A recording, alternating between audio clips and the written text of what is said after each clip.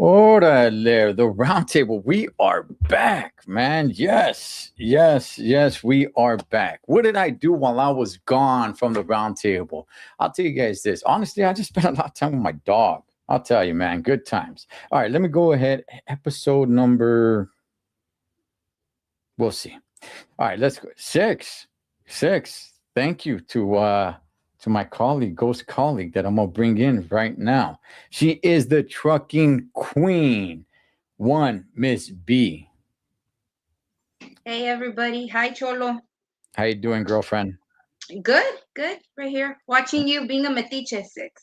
I just knew I could count on you. I just knew I could count on you. You know, the subject that we're gonna talk about today, a man went ahead and he posted it on Instagram with the song Billie Jean. There's only somebody so sick that can do something like that. From Two-Face Entertainment, one, Mr. Cesar. So when they introduce you, someone so sick. Yes. Hey. And no, it was good. It was good. It actually made me laugh, dog. I was trucking it up, Fred. I was trucking it up. And then I got to my stop. And before I shared it, I went on it and I'm like, why do you pick this song? Then I'm like, oh, okay. Oh, yeah. Okay, I get it. I get it. I get it. It has a little theme to it, Yeah, I get it. A dark sense of humor on you. Okay, I got you. Why not? I'll support you, dog. Us four eyes have to stick together. All right. Let's go ahead and let's bring in a good friend of mine from San Jose. This man is a Chicano history teacher. All right. So this is what he does for a living. He is a good friend of mine. Unless some scandal comes out from him, then I never knew him. From San Jose, one Mr. Robert Anthony. All right. Hello. And last I checked, I am scandal free. All right, man. All right. Well, we got the whole show to change that, man. We got the whole to make you say something, man, and then we'll just throw it out there. We'll throw it out there, man. Clip it. Yeah. So, hey, before we get into the subjects, man, B, how was your weekend, girl? How was your time off from the roundtable? I have too much fun. I'll admit that. Okay. Yeah. I got sick this past weekend, so my voice is still real. Yeah. The thing is, though, I was getting sick literally all week. I was like good, and then I was feeling horrible, and then the next day I was like, it was bearable, and then the next day it was like I'm dying again. So I was able to do my radio Friday night, and literally right when the mic came off, I was like, I'm done. My throat felt like I had swallowed broken glass. I was like, nope, I'm done. And yeah, I had a fever all weekend. It was just not that good. But I'm here, I'm alive, and that's what matters. Okay. Yeah, you guys can find B on 101 point. Oh shoot, I know I'm getting it wrong. 101.5 101.5 FM. Yes, she is an actual radio. What do you call yourself? A radio jockey?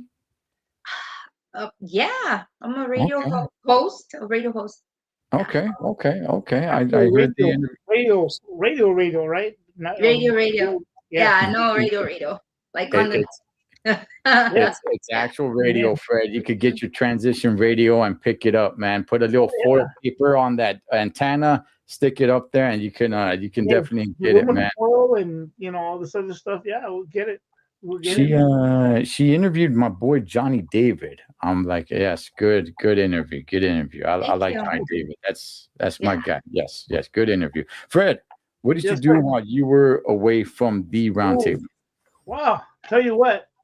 Spent a lot of time with my girlfriend. I watched quite a few movies actually.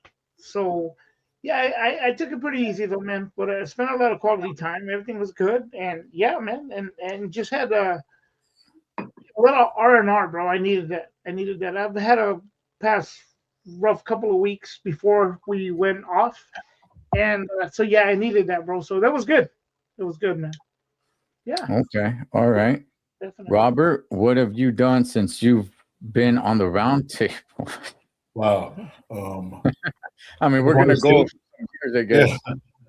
I just wanted to say that men. Oh, that's the wrong. That's the wrong show. Oh yes. No, I've just been relaxing, man. I've been fortunate this week. I'm on. We have our spring break, so I'm able to just catch up and do the things that that you can't do during the week. I've been able to go doctor appointment. You're talking about 4 eyes. I went and had my vision checked, and there's little things that I can't that I've been neglecting that I've been wanting to take care of. And then of course Easter Sunday, I went and had an amazing service at my church, and just feel blessed to be part of the show and just have another day of life.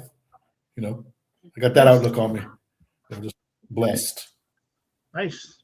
Amen. Amen to that. That's right. It was Easter. I went to church. I go to church on Saturdays. So Sundays I just kind of like to bum it around, man. Though that's my Netflix day or Prime Video or whatever it is I'm gonna be watching that day. But yeah, I went to Dodgers opening day. It was fun. I went to Tower Buzzers, which is their new minor league team. Opening day. That was a blast. Anybody who's in the area, or even if you're not in the area, go check out Tower Buzzers minor league baseball team. That stadium, I'll tell you guys, that is state of the art. It is a small ballpark because it's a single A baseball team, but you need to go check it out. It is paradise, man. Yeah. It is crazy paradise. Where is it? Is it in L.A.? Is it in the heart of LA? It's in Ontario. Ontario.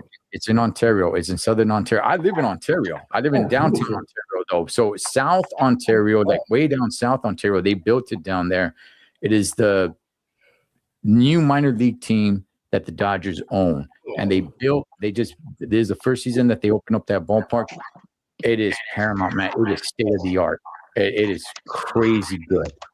Do you perceive yourself going out there and catching a lot of games?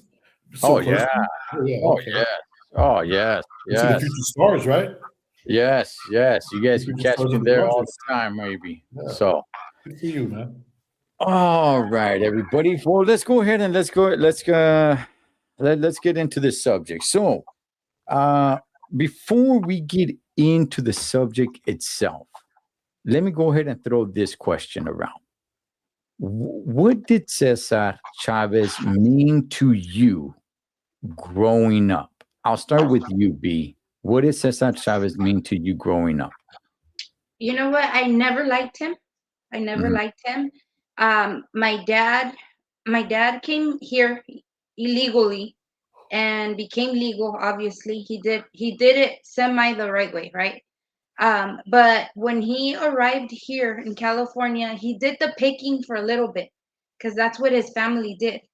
And then he decided that he was the black sheep of the family. He wasn't going to go with the grain, and that wasn't for him. So he left wherever he was at, because I know he did picking up north, and there was apple season out in Yucaipa, which is where his family would, how they follow the crops and stuff. And then he ended up shooting back to El Monte because he said that life was not for him.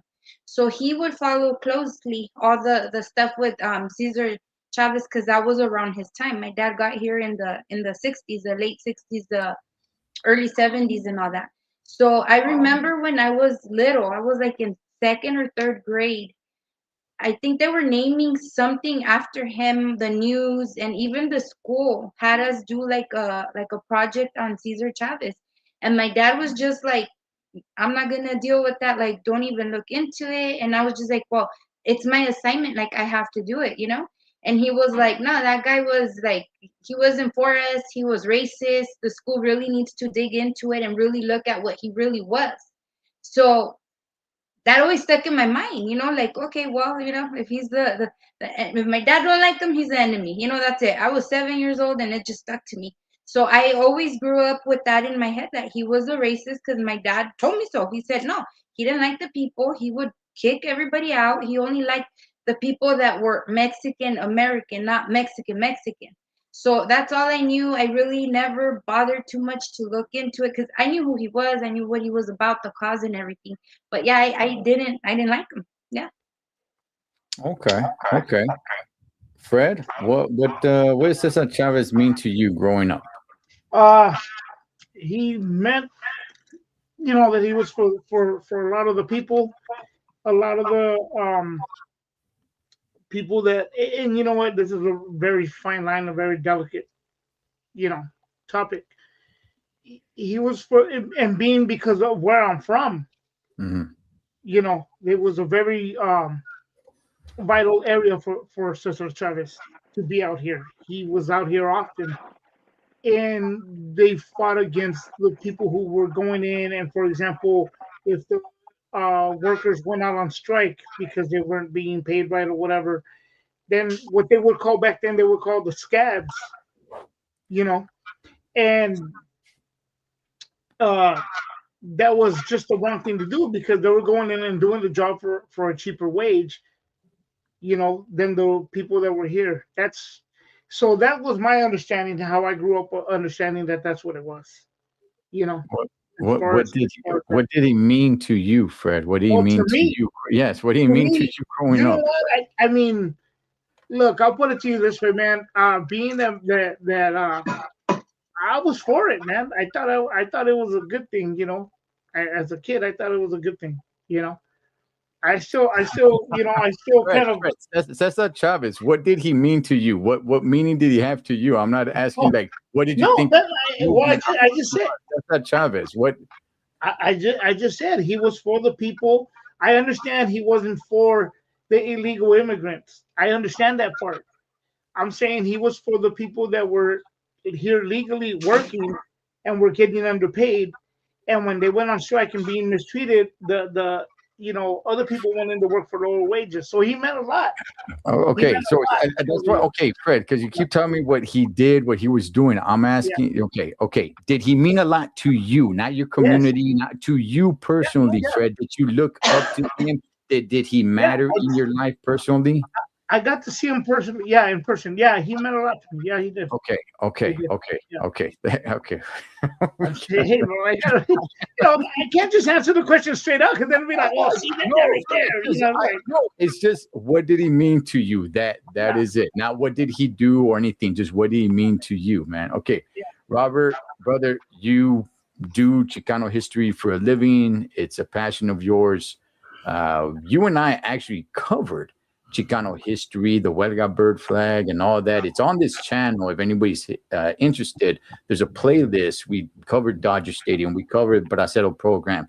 We covered Corky Gonzalez. We covered the history of the Huelga bird. We covered quite a few topics, man. Robert, what did Cesar Chavez mean to you growing up? Wow.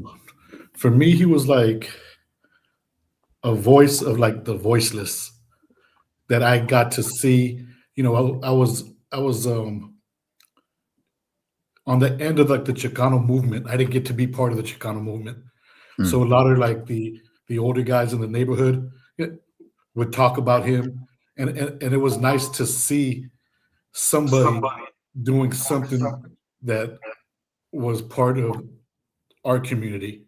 When you're young and you learn a lot about all kinds of different people, but you very seldom learn about Mexican Americans. Very seldom. And to me, that was huge. It was huge for a couple of reasons. It was huge because it showed our visibility. It showed what people can do when they get together for a just cause. Um, it's just he meant a big deal to me, man. Like I said, he was somebody who was inspiring. You know, it's just he meant a lot to me, man. Just because, like I said, it's and when you don't see yourself visually and you don't see any account of your people throughout his history, and that's when I was young too, man. When I first started listening about him. I had no, I was so naive. I didn't know there were divisions in the Mexican community where people would be, oh, are you really Mexican? Do you speak Spanish, or do you do this, or you're from that area, or I'm from this area? I didn't even know there were divisions between Mexican Americans. I was naive. I never imagined that, guys from LA or guys from the North or guys from the South. I was just naive. I thought we were all a united people, because the older guys were talking about the Chicano movement, and, it was almost like it was going away. And it was like, well, who am I going to talk to this about? So they would talk to the young guys about it. Right? Hey, did you know, I remember a guy distinctly telling me like, hey, do you know you're Chicano? And I was like, am I?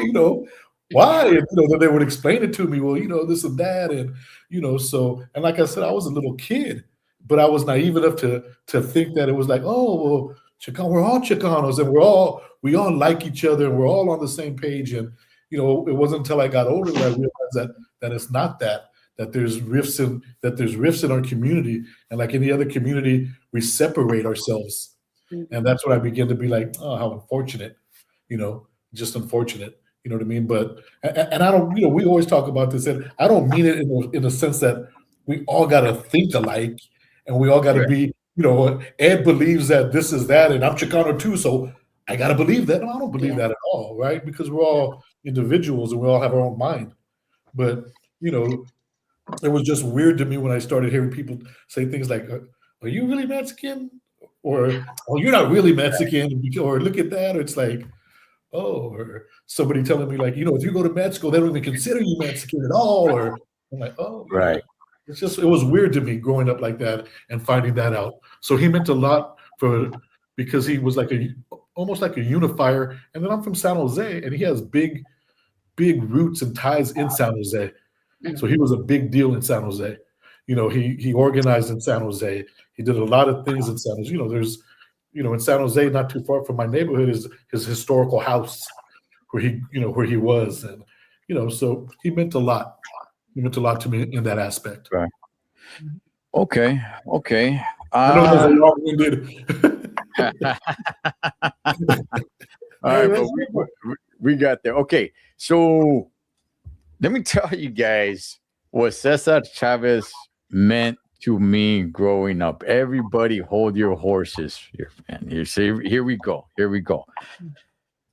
Robert, you know this probably already because we've talked. I never heard of Cesar Chavez. I don't want to speak for everybody from SoCal, okay? But my family is from Jalisco, from Guadalajara. They never went to Central California. They never went to Northern California. They were all Southern California. I'm first generation here.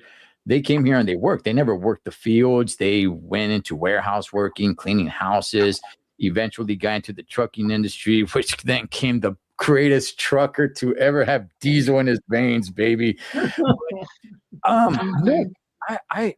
be real with you. And Robert, I remember telling you this. I almost felt embarrassed. The street in East LA, that's on Chavez Avenue. I thought that was named after the fighter, Julio Cesar Chavez. Yeah. Boxing was huge in my life, huge. So every time I heard the name Cesar Chavez, I always thought of the fighter.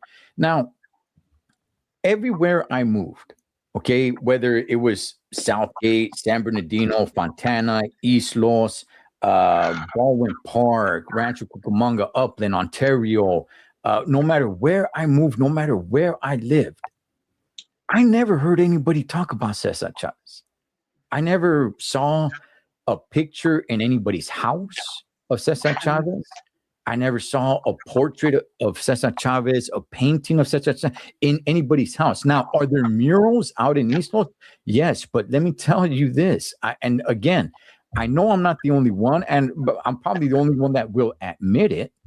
Yeah. But I'll be real. Living in East Los, looking at the murals, it was just like paintings. It was cool. But I never knew anybody that said like, "Hey, that's so and so, that's so and so. Hey, that's so and so." You know the history of that. I never knew anybody that did that. We ran around, we played with bikes, going up and down. It was just, it's a mural on the wall. Cool. It's just there. Nobody cared. The names of everything. Cesar Chavez Elementary School. I never heard of him. It wasn't. Honestly, it wasn't Robert till just a little before I started, just a little before I met you, that I actually started hearing a little bit about this, farm worker and United Farm Workers and everything like that. Because outside of that, no matter where I moved, no matter where I went, nobody talked about Cesar Chavez. So, and I know in the last few years, it really seems like Chicano history has really picked up a little bit, where people are talking a lot more about it. Or who knows, maybe it's just me. Maybe just the people that were around me all the time just never spoke about it. I don't know. But I never knew about Cesar Chavez growing up. Never. And whatever was named after him, either I thought it was about the fighter or just I didn't even care to ask. Wow. I didn't even care to ask. Like for example, okay, like just real quick, and we're gonna get into it right now, but in East LA, I lived in East LA, City Terrace. I went to Robert F. Kennedy Elementary School. Okay, now there's schools, there's parks named after Cesar Chavez. Okay, I went to Robert F. Kennedy Elementary School. I didn't know who Robert F. Kennedy was. Not at that time. I didn't know who he was till I became an adult. But they weren't teaching about Robert F. Kennedy at Robert F. Kennedy Elementary. To everybody there at that school, Robert F. Kennedy was just the name of the elementary school. It's not like, hey, kids, come here. We're going to teach you about Robert F. Kennedy because that's the name of the school. Nobody, to the best of my knowledge, nobody knew who the heck Robert F. Kennedy was. And we went to the school. And little Tim from the first grade that took me from behind, and I got up and I whooped your ass. I'll whoop your ass again, dog, at that schoolyard. Where you went now, punk? Where you went now, you little freckle-faced, cabbage patch looking mofo? I whooped your ass and I'll do it again, dog. All right. But I just want to go out there and put out there what Cesar Chavez meant to us. And I'll be real with you guys. He didn't mean anything to me because I didn't know him. I didn't know him. Robert, the conversation that you and I had on YouTube that everybody can go check out, that is the most education I've ever got about Cesar Chavez. I knew nothing about the guy. Nothing. So does he mean anything to me? No, not in a good way and not in a negative way. He just doesn't mean much to me. That is it. So that's all I'm really trying to put out there. Two things real quick. I'm sorry, Fred, did I cut you off? No, go ahead, Robert. Two things real quick. One, shameless plug. Go watch Cholo's videos on Chicano history. We had some really good shows, and I thought those were some really good shows, and we got to engage a lot. So shameless plug number one. Two, and Fred could vouch for this because Fred, you're like from the Salinas area, correct? Yeah. Yes. Born and raised in the Salinas area. It was different up here, bro. Like you heard about him a lot. Yeah. Like anytime it was, Mexican American history, Cesar Chavez. Mexican this and that, Cesar Chavez. Everything was Cesar Chavez, Cesar Chavez. It wasn't until I started to get older and investigate where I was like, there were more people involved in Cesar Chavez. Mm-hmm. There was Dolores Huerta, who was a big deal, right? There was a Corky Gonzalez, who was a big deal. There were people from LA who, events that happened in LA, the Chicano moratorium, things that there was so many more things, man. But I know, especially where you're from, like up north, like everybody just thinks like, that's just they just pick up there or Central Valley, and that's just where the this and that, and it's like there's obviously more to especially now, that cities like San Jose developed and have over 1 million people, right? But it was always Cesar Chavez. It wasn't until I got older and I started, it piqued my interest, that I was always interested in why aren't there any stories about us? Mm-hmm. Right. Where it piqued my interest, and I was very fortunate to, at an early age, take a Chicano history class, and some of those early professors, man, I would have never known that they were planting the seed in my head to just say, you know what, man, I could, I want to learn more about this. It was more about the knowledge. I didn't know I was going to teach this. It was just more about the knowledge and the learning about when you learn something new that you get into, you get like, oh my, you get excited about it. You know what I mean? And that's what happened to me. So he was a big deal. Oh, Robert, and we're gonna get into that knowledge. We're gonna squeeze your brain like a freaking like a crush. We're gonna like crushing an empty beer can. So I just want to make it clear, I'm not speaking for everybody in SoCal. I'm sure there's plenty of people of course that know everything about Cesar Chavez, that grew up with murals in their house and pictures and the Chicano power movement and everything. I'm just saying, in my experience, never heard his name. So I don't have a feeling one way or the other when it comes to him. We had that conversation once with that show where when I showed the United Farm Workers symbol, where you're like, that's never in LA. Nobody ever never puts United Farm Workers. It's almost out of sight, out of mind, right? Yeah, and over here we know, oh, that's United Farm Workers, right?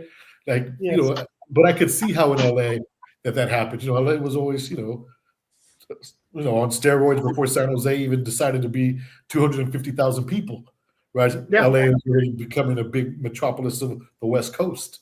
So they were always, I could see how that happens. So, and that's a fair statement on Roto's part, though, too, because of where he grew up at, opposed to where I grew up at and where you grew up at, Robert. And so that's not. I don't think there's anything wrong with that if he didn't really have to see that and live through it, like we did. We saw a little bit more, and there was more to it. My understanding at the time was different, from what it is. And I grew up seeing the little the United Farmers bird and stuff, the flag, the red flag and stuff like that.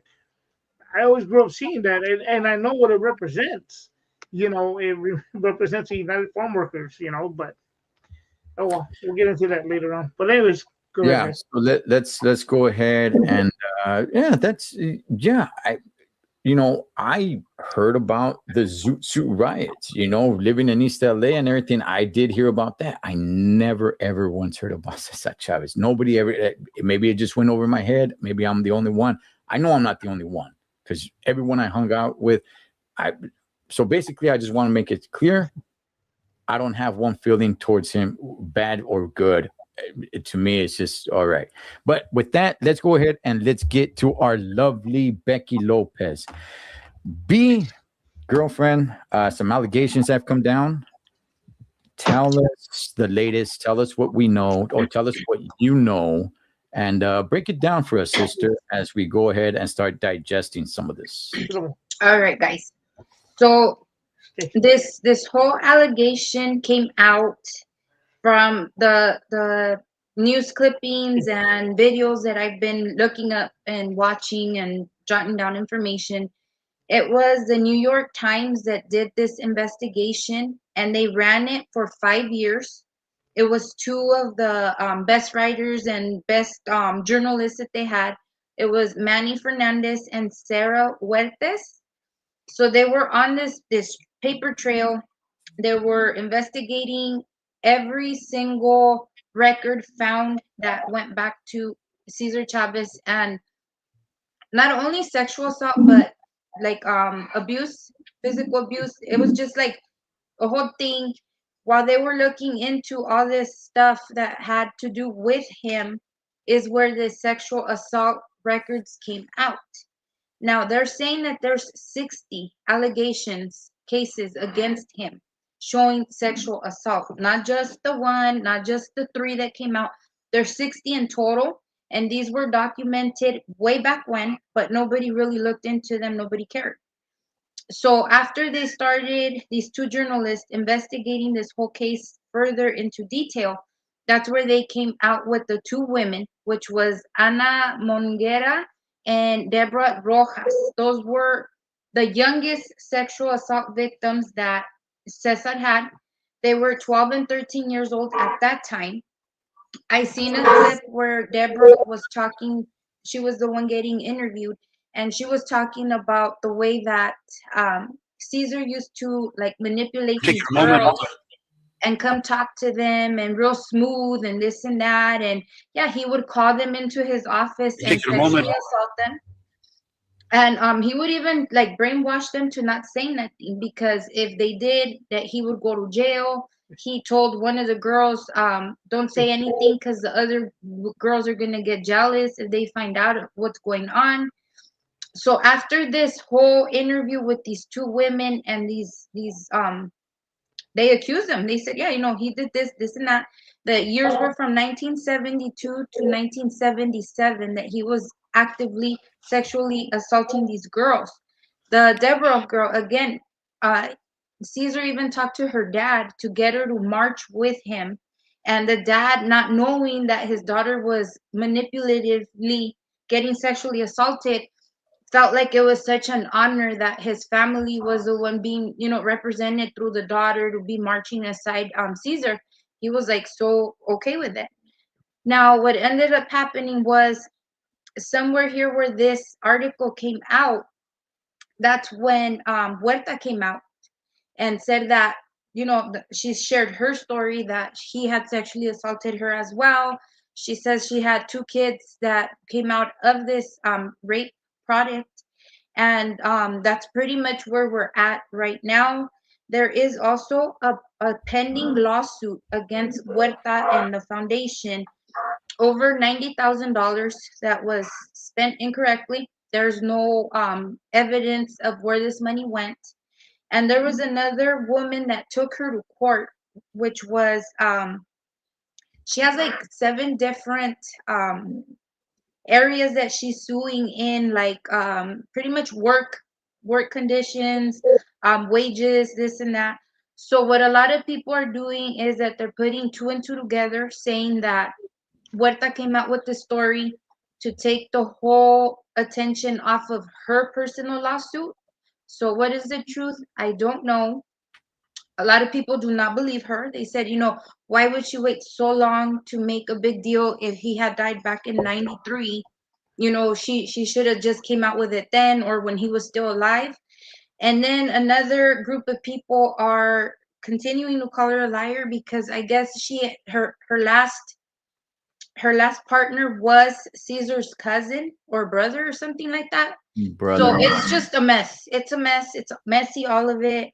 But obviously there's a lot of records of this. A lot of people came forward in their time. It's documented. So it's like people just didn't want to read what was going on and see what was really happening.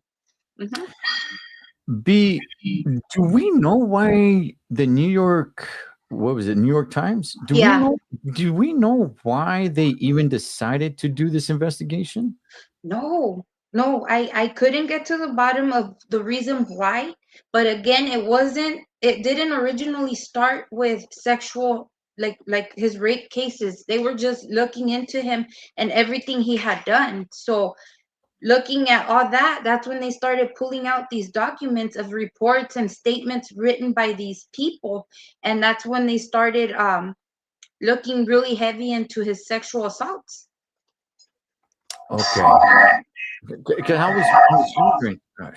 was wondering why they even decided to investigate this. Like like you said, they weren't investigating his sexual assault cases, right? They just kind of stumbled onto it as they were investigating the organization. But I was wondering, and it strikes me a little bit odd, why New York Times? But oh, okay, all right. So they've we've heard the accusations.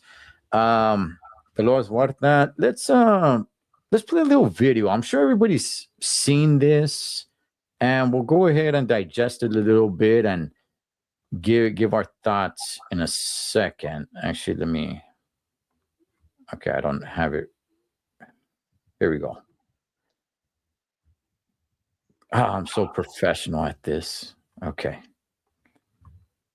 Here we go. Oh, and you always have a little suspicion there. You know what I mean? Oops. In the health clinics, upper farm workers.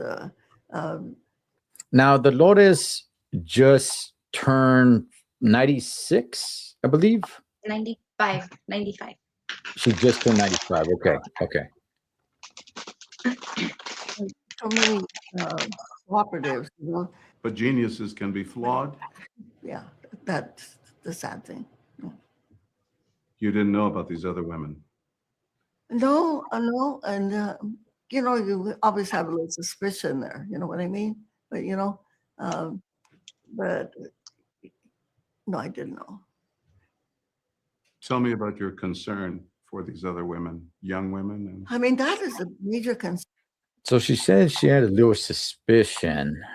Okay. to think that this is happening and this is so prevalent, and that in our society that this evil exists, and it's so widespread, you know, and something that really needs to be addressed, you know. And it's that people don't talk about it because, you know, I think it's too shameful, I think, for women. And God knows that we've got to do more to protect women and girls, especially girls, you know. But we're supposed to be an advanced society, but yet the way that we treat women, you know, it's so wrong. why have you chosen to speak up now? Oh, because the New York Times story came out, and you know, for all of the years that I spent organizing the farm worker movement, you know, that I had even started organizing farm workers before Cesar and I started to form the union under the other organization that we belonged to, and so you know, this is out, and so it's time for me to tell my secret also. Also, these women were going to be alone in their claims and their allegations, and you wanted to support them. Absolutely. And I, you know, I just want to thank them and applaud them for their courage. You know, this is so hard. God knows what they had to go through, you know. Have you spoken to them? I haven't yet because I know they're going through a lot. These girls, they're not girls anymore. They're in their 60s, I believe, Yeah. today? Mhm. Okay. All right. We'll just play just a little bit more. We're not going to go through all of it. I know I know two of the women that were named in the New York Times article, and I have definitely plan to reach out to them. You know them. Yes, You have said the knowledge that Cesar hurt young girls sickens me. It makes you sick? oh, I think it's even more than sick. It's devastating. It's devastating because, you know, Cesar spoke about and practiced the nonviolent movement, et cetera, et cetera. Well, what could be more violent than that, you know? And to think that somebody that we look to as our hero and our leader, you know, it's pretty horrible. How would you characterize what he allegedly did to Ana Murgia and Deborah Rojas? All right. We'll get to more in a second, but I want to get you guys' thoughts. All right. B, I'll start with you. What was your thoughts when you first heard these allegations? I believed her. I believe that. Okay. No, considering how important the movement was to them, you know, I know that she, from what my understanding was, Caesar worked for the Mexican Americans.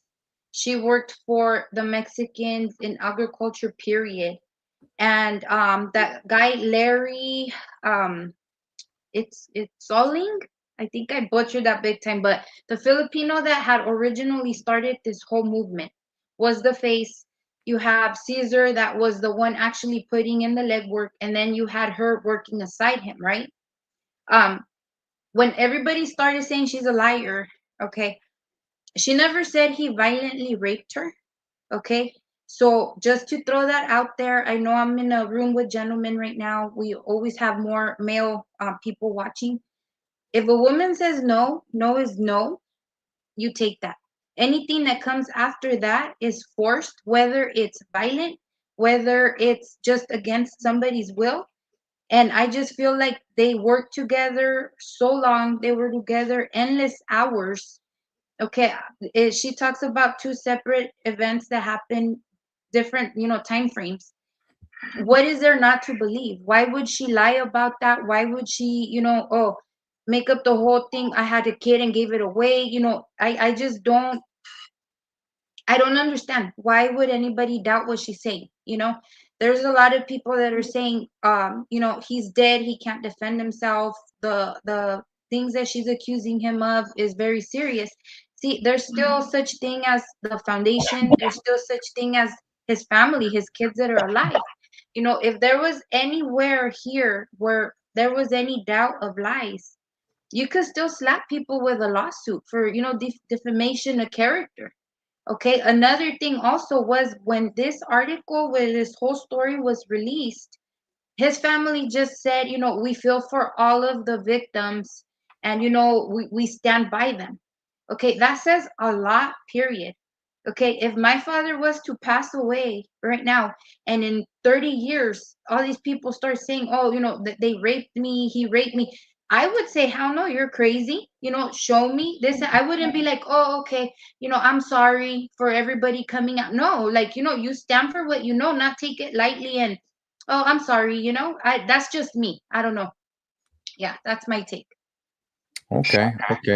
Fred, when you first heard of these allegations, what was your thoughts? Honestly, man, I didn't even know what to believe, to be honest with you. I'll be honest with you, not knowing enough. Here's the key word to this, in my opinion. Allegedly. Mm-hmm. It wasn't proven. And one of the things to me that I understand where you're coming from, Becky, and it makes sense and stuff. The problem is that in today's world, the internet, Mm-hmm. is a judge and executioner, and you're automatically guilty until you're not innocent until proven guilty. You're guilty until you're proven innocent, and even then, it's what it is. So I kind of took it with a grain of salt. I kind of stayed back from it a little bit because I knew, again, like we said in the beginning, emotions would run high. Yes, the typical questions came up: why so long? Why wait this long if he's been gone? He died, what, in 93 or something like that. Mm-hmm. Why not bring it out then? So on and so forth. Yeah, and that's it. I'll stop right there. That's my. I didn't believe it. Real quick, he died in 93. Did he die of natural causes? Was he sick? What did he die of? Does anybody know? He died of natural causes. I just don't know what it was. I think he was. I don't think he was that old. I think he was like in his mid-60s or something like that. But, Robert, what was your thoughts, brother, when you heard about this?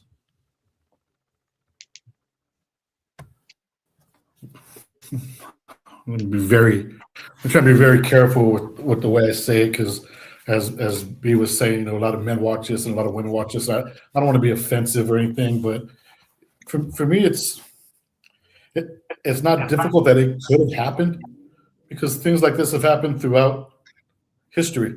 Powerful men have done things in the position throughout history.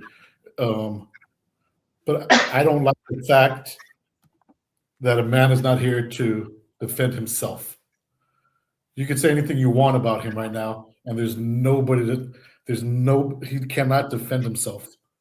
And for these allegations to happen in the 70s, and it's 2026, and you're barely saying something about it now. Again, I'm not saying that it didn't happen or that something didn't happen. I just don't know what happened, right? But I'm always a little, it's a little. How can you marry or have 4 children? How can you have 4 children with the brother of the man that you say raped you?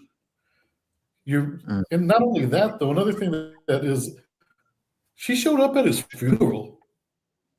She was at his funeral. Why would you go? If he raped you, why would you go to his? How many people go to the funeral of the person who raped you? That just doesn't make sense to me. And she says that she didn't want the movement to collapse. I haven't heard about the farmer movement in decades. Have you? No, the farmers movement isn't in the forefront anymore. It's just, again, I'm not saying it didn't happen. I'm just saying there's a lot of holes that are hard to fill for me. And for people automatically And you can believe whatever. Hey, you can believe he did it. You can believe he didn't do it. Whatever. That's everybody's prerogative. But I'm just saying, we're so quick as a society now. In San Jose, they're already taking his name off things. Are they going to put it back up if they were to find out that this was a lie?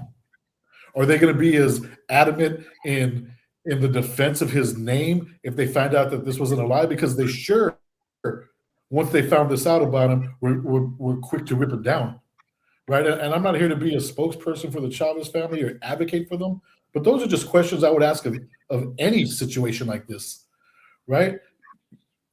It's just not troublesome to me, but it's just, why would you do those things? Why would it take you this long? Why do you go to the funeral of the man who you say raped you? Why would you be with his brother and have 4 other kids? They weren't going to be at family events together? The brothers kept on working together till the end. She didn't confide in him. It's just Robert. Let me ask you this, because people are saying that, hey, he's not here to defend himself, and he's not here to defend himself, but his family is here. Does it strike you a little bit odd? Like, what's his family doing? Shouldn't his family be up in the forefront in this fight? Yeah, but let's be realistic. If his family was in the forefront, what would everybody be saying? Well, of course his family's saying that. What else are they going to say? That's their dad. The court of public opinion happens fast. When people make up their mind, they make up their mind. If his family was on the offensive, I don't think people would be like, well, you know what? His sons and daughters are talking about what a great man he is. It changed my mind. People make up their mind fast, whether they believe he did it or not. I don't think that would sway the bar too much for anybody. Is it weird? I don't know if it's weird. Maybe they think, maybe they think in their silence, there's strength, and they don't have to defend their father. Hey, we know our dad wasn't that. Why are we going to defend him? People are going to make up their mind about him regardless. Like I said, in San Jose, they've already made up their mind about him. They're taking his name off the plaza. They're talking about taking his name off libraries, off the school. If his daughter or sons would be saying, hey, that wasn't my father, do you think people would have really been like, okay, then let's just wait? Of course not, because the public's demanded for his name to be taken off things. That's what I think. Okay. And yes, even here they're painting over his mural, but I think you're right on both stands of two things that you said, Robert. Would people really believe his family if they're fighting for him? No, I don't think so. But I think it would have been natural for family to fight anyway. Me as a family member, I don't think I'd sit back and say like, for what? Nobody's gonna believe me anyway. Like, I think it'd just be my natural ability to stand up and fight for my family. Would people believe me? No, I don't think they would, right? They'd be like, of course, that's his family. So I think both sides are true in that aspect. Now, I just want to throw this up there. There's the last piece I just want to play. This is where she talks about her actually getting raped here. Let me put the volume up. Here we go. Holding a dark secret yourself. Mm-hmm. Yes. And I know you don't want to talk too much about it, but can you tell me about that winter night in 1966 in Delano? Well, I don't really like to revisit that. You know what I mean? I can just say that it was something unexpected, that, he said, we have to talk. I thought we were going to a meeting or something, and no, it wasn't. He had other intentions. You said you were surprised at the brutality of it? Well, I believe that when you do these kinds of actions against women, it is a violence, and I think these are brutal acts. It had happened before in a hotel room. I just want to point this out real quick. This guy doing the interview, I don't know why he started with the second and then goes to the first. I don't know why didn't he start with the first time? What do you remember about that? Again, I don't really like to revisit that. I prefer not to have to go through that again. But again, it was uninvited, unexpected. it pains me to have to ask you this, but did Cesar Chavez rape you? What one could, how shall I put it? You can name it what you name it, whatever, But I think when you are forced into a situation of unwanted sex or whatever, that I think you could, you could consider it rape. And you didn't tell anyone. Why No. not? Why not? I've spent my entire life organizing for farm workers, okay? I didn't want to do anything. And I knew Cesar was probably the only person that I had ever met that could really do the job to organize workers. I had. Okay. All right. I want to go ahead and play that, her saying what happened to her. She was very, very vague about it. Didn't really speak too much in detail. I don't mean like, in the sickness way of details or anything, but she was just very, very vague about it. Okay. Look, I got. The thing that bothers me about that clip, though, is yes, not bothers me, but the thing that's just, if he raped you, why not say, yeah, he raped you? You could call it rape. What are you calling it? Did he rape you? Yes, yeah, he raped me. Why is she, like I said, why is she so vague about it? Well, you could call it that. Anytime something's unwanted. Well, did he rape you? That's important to know. We don't have to go into the details. You know what I mean? And again, women, I'm not anti-women. I believe that men rape women, and it's terrible. It's a terrible, disgusting act. I'm not sticking up for this dude at all. But I'm just saying, if he raped you, why can't you say, yeah, he raped me? And then she started with the second one. She's so surprised, but it happened to her before, the same guy. Then you're in a situation, it's not her fault. It's not her fault. If everything she's saying is true, it's not her fault. Right? The victim can't be at fault, right? But she's all, I'm very surprised that it happened. How can you be surprised if it happened before? And if the guy was calling you to be alone with you and he raped you, why would you go back and, okay, yeah, let's do, I thought we were going to have a meeting. Why? He raped you already, according to you. Why would you go back to the guy or be alone with the guy in that situation? Because of the movement? Because you didn't want to, the movement? I don't know. It doesn't make sense to me. And it doesn't have to make sense to me. It has to make sense to her. But I'm just saying, to me, that's kind of, if somebody was abusing me and then I'm surprised they did it again, why would I be surprised? They did it to me already. I don't know. I just. Right.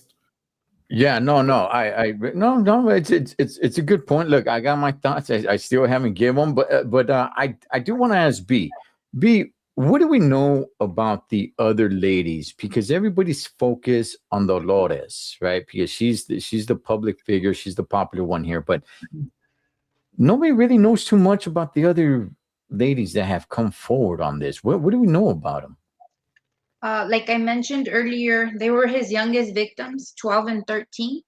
And the same thing, he would call them into the office to supposedly have a meeting, and that's when he would sexually assault them. And it was like a continuous thing. Like I said, it stretched out for 5 years. So, yeah. Excuse me. And I believe one of the girls admitted that she was suicidal at some point. Yeah, that was Anna Mongera. She said that when she seen that the streets were starting to be named after him, she was ready to blow her brains out because she couldn't understand how people were celebrating this guy and had him on a pedestal, but he was doing this to all these girls. Because they say that they knew there was a bunch of other girls. Like I said, there's a paper trail, there's handwritten statements from each one of the victims. So it's not something like, it popped up out of air and nobody knew about it. It seems like everybody that was directly connected in this era have a lot of that to say in regards to this. Okay. Yeah. From what I heard, that they actually, the girls actually did report it, but they all kept it within house. It never really got out there. They all kept it within house and did whatever they did with the information. I'm not really sure. So, because everyone's focused on Dolores, and I was just kind of like, man, I don't even think anybody's even mentioning these other ladies that are coming forward. So, but now the fact that they're saying that this happened to them for years, yeah, it's like, yeah, okay, I can see that. I can definitely see that. So I got thoughts. I don't know if I should play this video first or not, because this video is making the rounds as well. Let's go ahead and play Cesar Chavez, because there's people that don't like Cesar already before these allegations, because he would use terms like wetback. Well, let's just go ahead and play this.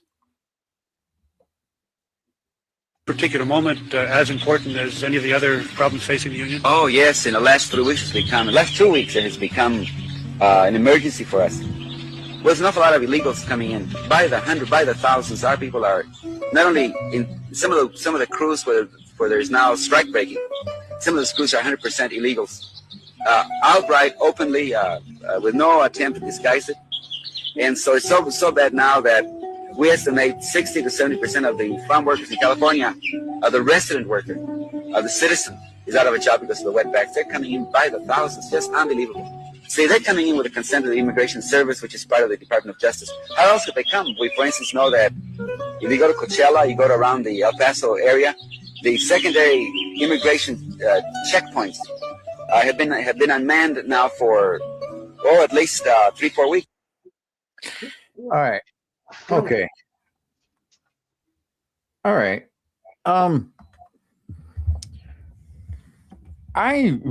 Look, for me personally, like I said, I never really had any feeling towards this too bad or good.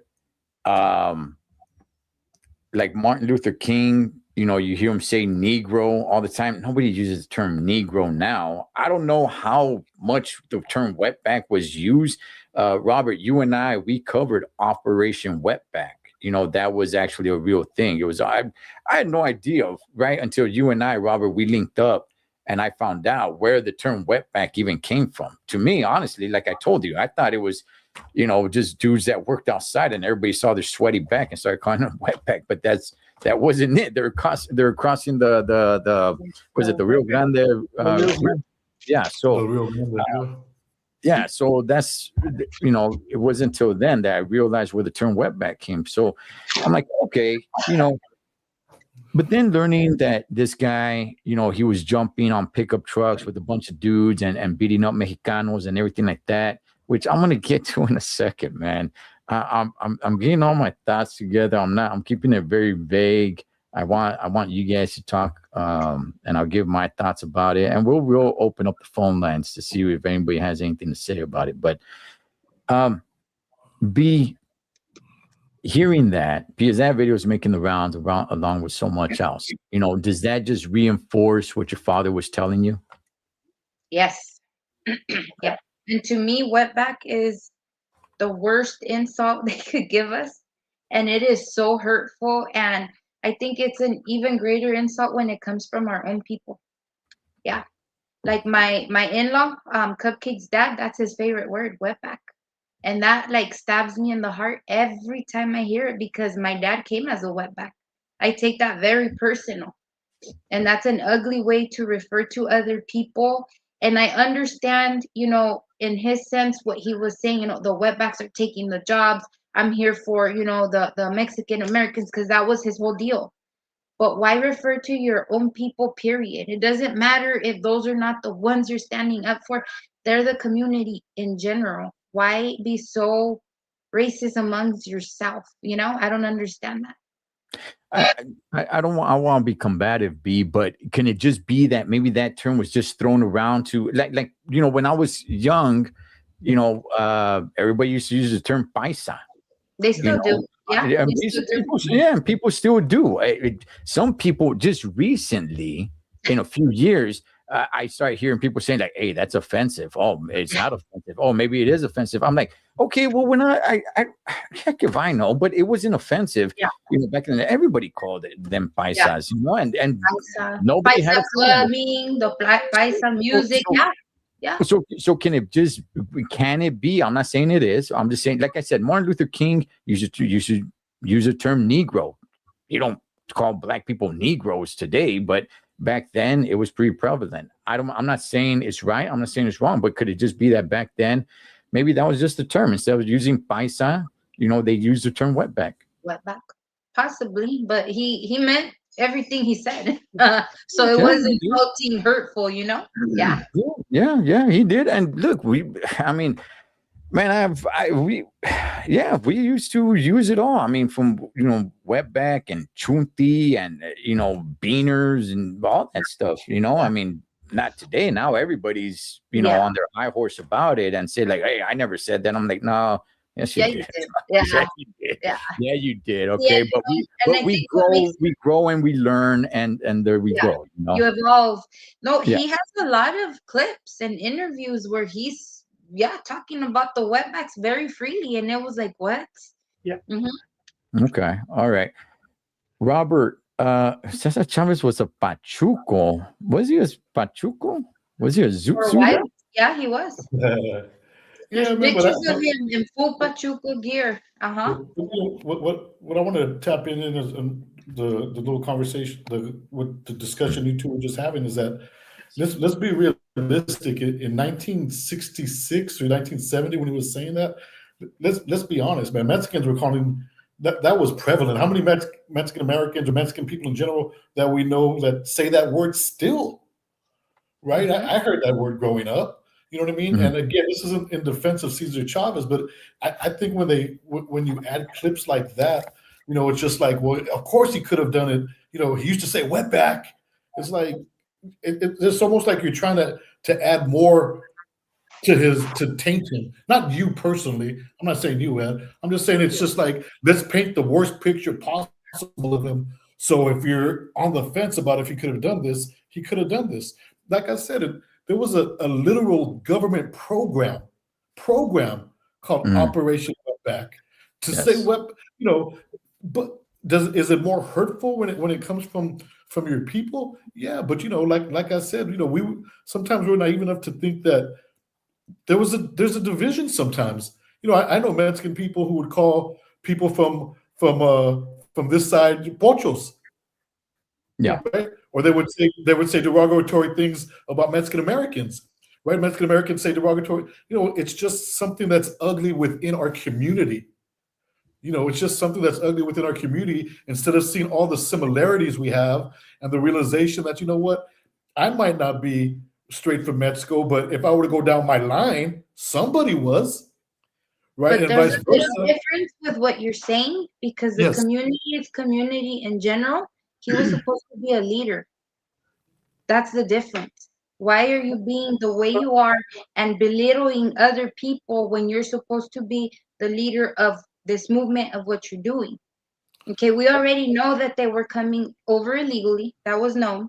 It was known, like he said, there was people that were already picking fields, trying to get more money because there was no more jobs. Because like Fred mentioned, these other people were doing labor for cheaper. There's many of these. Nobody has to help paint a picture about the way he was. He did it himself 40 years ago. There's a lot, numerous interviews. Again, why keep using the same slur over and over again when you're a leader? I got something for that. Go for it, Fred. I don't want to date myself, but here it is. I'm going to tell you guys straight up. At that time, that's the way people spoke. That it wasn't meant as a hateful way. It was a way to describe somebody. Just like for years we used the word paisa. It was just a way. Oh, you're a paisa proyected or Jagger. Let's go there. It'd be like if somebody took a video from the 90s and be, oh look at them. Like what Robert said, you're tainting them more than what it is. It's not the fact, and I'm not defending them. I'm saying because I lived through a lot of that era. And that's the way people spoke. I would hear adults say the word mojado. Oh, the mojado, and this and that. It was just the way that it was spoken at that time. It wasn't meant as in a hateful way, to our own people per se. That's one thing I think that's missing here. That a lot of people tend to kind of gloss over it and not understand that that's the way people spoke back then. And he He was just saying it. I'm just saying because I experienced it, I lived it, and I saw it. Yeah, I remember being in school and we were running track, and the guys that were up front or whatever that were running fast, even us as kids would yell "La migra," and it just because they were running fast or whatever. It was a thing of the way people fought. But I'm gonna go back to yes. this because we're talking about him. Okay, it was known that him and his cousin Manuel Chavez and their men, like Polo said, would beat up the illegals, rob them of their stuff, rape them. Okay, because it's known, it's documented too that the guys used to rape the men, the women, and some children. Okay, so again, it wasn't just casual talk. This is hateful acts now. Okay, why do you have to go out of your way to sit here and degrade these people? Okay, you guys are men. Imagine a man raping you just to rape you, rob you of your stuff, strip you of your clothes, and then throw you over the border or call whoever they used to call border patrol to go take them back. That's the difference between casual talk, like you say. We could sit here and, hey, Paisa, what's up? We want to go Paisa Club? Let's go listen to Paisa music. No, he was very, very put on blank with the wetbacks, this and that. And then what would he do on the weekend? Go and bounty hunt on the wetbacks, beat them up, strip them, rape them. There is no reason of rape, period. Why rape a man on man? Do we know that? I just want to ask a clarifying question. So, and not to argue with you, and there's proof that Cesar Chavez or documentation of Cesar Chavez out there that he was raping Not men. Him, his men. Yeah, there's a lot of proof. Look into that. Okay, but not him. Since all this has came out, so many allegations and so many testimonies that were written have came out. Okay, but not him. Okay. Like there's no documentation of him.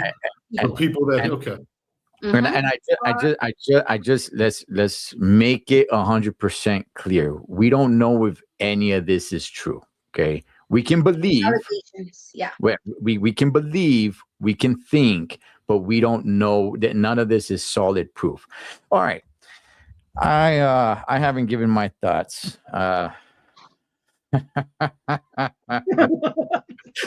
Okay, let me go ahead and give my thoughts on this, because the diesel in my veins is starting to boil here, and the price of diesel, I don't want it to boil off. Okay, here's my thoughts again, just to really reiterate.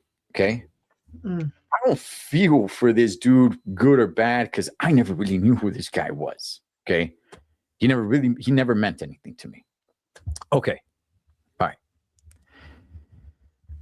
Do I believe that he raped these young girls? Okay, I don't know. I just want to make it clear. Okay, it's just me believing, me thinking. That is it.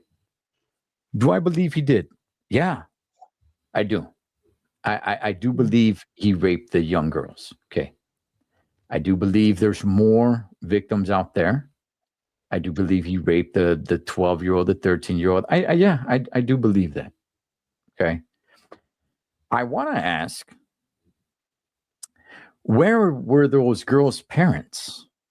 See, all these fathers with daughters that all like, oh man, I got a daughter, man. And they always come at me because I don't have a daughter, right? Like, well, if you don't have a daughter, you don't understand. Okay, homie. Well, if you have a daughter, why is your daughter alone? She was in his office. Why is your 13-year-old daughter alone with a grown man in his office? Where are you at, dads? Who are the parents of these girls? And now they're in their 60s, so I'm sure the parents, maybe they're deceased, or who knows? Maybe they're up there in age. Okay, but where are the parents? Where is it where it's just like, hey, you know what? Oh man, it's a movement. Yeah, there you go, my 12-year-old little girl, man. That's right. Stand next to that man, and I'm gonna turn my back because I'm busy doing something else. I feel 100% comfortable my 12-year-old daughter being with another grown man. That to me is outrageous. Okay, that to me, like I said, I don't have a daughter, but I have a niece. What the hell is that all about. So do I believe it? Yes. Can I prove it? No. Now everybody's on with the whole like, hey, where's the proof? Where's the proof? It was so many years ago. Unless somebody has clothing with DNA on it, there's not going to be any proof. This is always just going to be hearsay. It's going to be nebulous. Some people that don't like Chavez are going to believe it, and the people that love Chavez will always question it, and that's fine. That's fine. Now, here's the thing. Dolores, do I believe her? No. I don't believe her. I don't believe her. Seeing her body language, now, granted, she's up there in age. Seeing her body language concerns me. The way she talks about it concerns me. Seeing certain photos on how she looks at him, the eyes of, I do believe they had sex. I want to make that clear. I do believe they had relations. This dude cheated on his wife. His wife left him because he was apparently hooking up or something of that sort with an 18-year-old girl, right? And then they get back together, some story like that. Mm-hmm. I might be off, but it was something close to that. When I see her, let me see what I just put up. I might have just put the wrong thing up. Oh, sorry about that. Let me get that one off. Yeah. All right. When I see her and her being so vague on, hey, did he rape you? Did he not rape you? You know, what happened? And not, look, that interview to me was crazy. Gosh, I keep on putting the same one. But what I'm trying to say is she came forward. Why did she come forward? She came forward because of that, because of the New York Times thing. Mm-hmm. How close that she gets to him, kissing him like this. I just seeing different photos on her locking eyes with him. I do believe they were in a sexual relationship. Yes. She has, what, 11 kids or 13 with the ones that she had with him. Mm-hmm. She gets in a long-term relationship with his brother, has 4 kids with his brother. Now, I haven't heard anything of who these kids are today. Mm-hmm. Is there any information? Is there their names? Where are they at? Where is the kids? I'm not saying she didn't have kids with Chavez. I believe she did, but where are they at? There's no record. I tried to look. There's nothing. Okay, I want to make it clear. Do I think this dude was a rapist and had sex with these little girls? Yeah, I do. Do I think he did it to Dolores? No, I don't. As a matter of fact, not only do I don't, I think she's part of the cover-up. And not only that, I want to go ahead and say this as well when it comes to Dolores, because now people want to rename a lot of things to Dolores. I want to go ahead and I want to say this. Let me take that down. Put us back up there. We're so beautiful here. I want to go ahead and say this. Before the rape allegations, before any of this, to everybody that hated Cesar Chavez, why does she get a pass? Yeah, no. She knows the type of dude he was. Oh, she was just completely oblivious. She had no idea what he was. I'm not talking about the rape stuff. I'm not talking about that. I'm talking about the reason why the ones that hate Cesar Chavez. Oh, he used the term wetback. Oh, he used to go out there and beat up the Mexicanos. Oh, she didn't know that. Of course she did. She's part of the movement, and he wasn't the only one. So all this talk, when I hear her talk now, and she says like, oh, there was a lot of people in the movement. It was a lot. Yeah, a lot of those people were the ones helping them jump these dudes. So is it the movement that's bad? And by the way, the movement, which again, I don't really care about, I'm just dissecting all this. So first of all, I don't know why she gets a pass. If you hate her, I'm sorry, if you hate him, why does she get a pass? She's the right-hand woman there. She's involved in all of this. Why does she get a pass? Because there's no audio of her using the term wetback? She knows what they're doing. She's part of it. Mm-hmm. So why does she get a pass? So now going back to the movement where she says, you know what, what is the movement? Would the movement have even worked if they weren't kicking out the Mexicanos? Because they were undercutting their labor.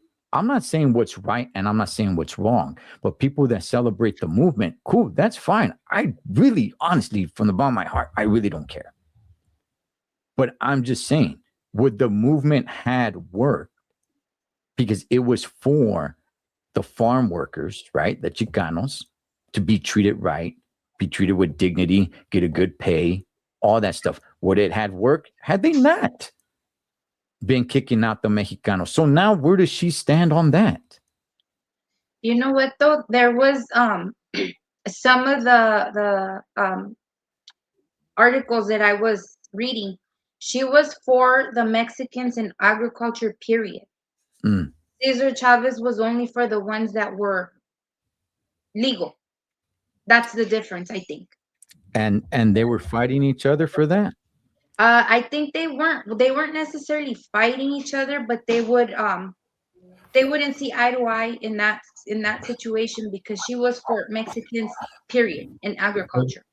And he was just like, no, because they're taking our they're doing our jobs for half the price. The ones that are entitled to aren't benefiting, what they should be because of all these other people. And her whole deal was like just equal. So that's what my understanding was from the stuff I kept reading up these last couple of days. So I don't know if maybe that has anything to do with that. But I'm with you. I don't understand why now all of a sudden she's the glorious one, But in saying that, though, at the same time, she was for everybody, but she didn't want them to be undercutting when they were on strike, because then the strike would be null and void, right? So when they were striking a field and then people were coming in and doing the job for less, that was, like Ed said, that was detrimental to the movement, because it would be like, well, what are we striking for? The work's going to get done. She was trying to advocate for those people who are coming across. We know you need to work, but if you join us and join this union and we become more united and stronger, we're going to get everything we need, and your life and your wage is going to be better. You know what I'm saying? So she was for everybody, but she wasn't for like, okay, we're on strike and you guys go ahead and work because I'm for you. She wanted them to join in on not working, because once the work ceases, then now you got these wine growers, you got these people who own these big farms. Now you got them. But when somebody's doing your job and for less, like Ed said, with the movement of work, you might have had to come back to lower wages. Yeah. So it's a fine line, it's a tightrope that you got to walk. It really is. Yeah, I'm just pointing out the fact of, why does she get a pass? She was there. She was involved in all this. Why does she, for all, I'm not even talking about the rape allegations anymore. We'll get back to that. But why does she get a pass now? Is it, I know she's changed her, views and all of that. She said right there, like, oh, I didn't get an abortion because, we're Catholic back then and it was illegal back then, which again, then I would have asked the question. So if it weren't illegal, would you have gotten an abortion? I mean, I don't care if you get an abortion or not, but are you saying you would have?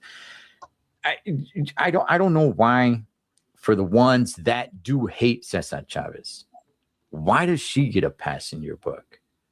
I do believe that, Fabulous Moolah, I'm a big WWE fan. Oh man, WrestleMania is coming up next weekend. Fabulous Moolah was one of the pioneers in women's wrestling, right? She's passed away.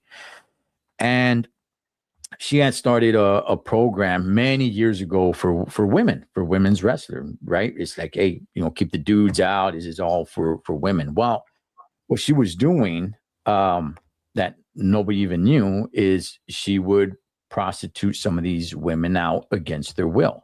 Okay, hey, I got some hot chicks here.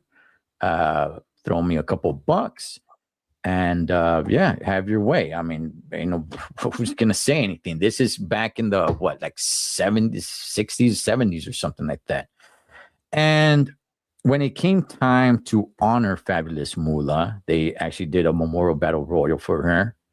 The women spoke up and said, like, no, hold on, wait a second. No, she was doing this. See, everything is just, and I'm not turning this into a sexist thing, okay? But everything is just pointed at the man. Men get power, and these things can happen, and that's very, very unfortunate. The thing that won't get coverage, yeah, women as well. Teachers in schools having sex with, young boys. It's not looked at as bad. Do I believe Chavez did this? Yes. Do I believe he raped her? No. I do believe they had sex, though. I do believe he was having an affair with her. He was a cheater, man. I mean, yeah. She's got a lot of kids from different dudes. I know everybody's supposed to say, hey, we're not supposed to judge that. Oh, okay. She was married, though. She was married twice. And I know everybody says I don't judge, but internally, yes, actually we do. Nobody admits it, but internally, we do judge. I don't look, for me personally, she doesn't get a pass from me. Yeah, no. She doesn't get a pass from me. I don't know. It's good. Okay, good on these women to come out and say this. You can't prove it. It's just now just going to be an allegation. There's really no way to prove it. Other people can come forward and say, like, yeah, I knew this was going on. Okay, and then everybody can just somewhat believe it. But what happens now?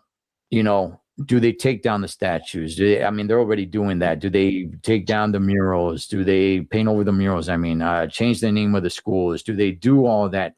And by doing that, what is it that we're trying, or what is it that they're trying to do? Erase him from history? Because how can you not mention his name when he was the guy in the forefront of this movement? So, B, I'll start with you. What should they do? If they're gonna, change the name of the schools and the streets and all this, should we just never hear his name ever again? How do you speak about Chicano history without mentioning his name? Yeah. Well, I think personally, since all these, I mentioned there was 60 because that's what kept coming up, numbers, accusations. I don't know if it's 60 different acts that were done different times or 60 different women. But I think they should, since all these are dated and they are in record, really, really look into them before you try to further do whatever they're trying to do. I remember when all this hit like 3 weeks ago, the news hit, then the next day it was Huerta all over everything, and then literally that afternoon they were already painting over murals. So I am with you guys in the fact that you can't believe everything you hear. Okay. I want to add to your comments the way you were saying, and this is me as a woman coming, with my situation, my story. Okay, I was raped, and it had taken me 23 years to talk about it. Okay, nobody knew besides the clinic that I went to the next day, the police station, that the police officers that came and took my report. Okay, the lady there that was giving me counseling. Okay, and all this it's a mess. Okay, they didn't do anything to him because it was my ex-boyfriend. Okay, so I do believe her in that sense, because when they were interviewing her, she didn't want to talk about it. Okay, may God always be on your guys' side, and may you never witness anything like that. But as a rape survivor, the last thing you want to relive is what happened over and over again. Okay, at least hers, the way, that's why I mentioned that earlier when I said no is no, period. That's it. No is no. If he brought her in, which was his way of operating, come to the office, let's talk. Obviously, that's what he used to do and lure everybody in. So, yeah, you were not suspecting what was going to happen. Okay. I do mention again the way, because I do agree with you. I know that there was some feeling there because of the way she's looking at him. Okay. No is no, period, though. If he forced himself on her, then that is rape. It's rape. I feel like they spent so much time together. And the way everybody says that he was so intelligent, so smart, he was such a smooth talker. Once he engaged in conversation with you, it was just an ongoing back and forth. Like he was really, really good, like a good person to talk to. Okay, I put myself in that situation where you idolize somebody, so you don't see what's coming. So, okay, once you're there, things get hot and heavy. No is no, and no is no, and they keep pushing on you. What happens next? You know what I mean? So I see what she says. I see that you guys don't believe it. You don't care.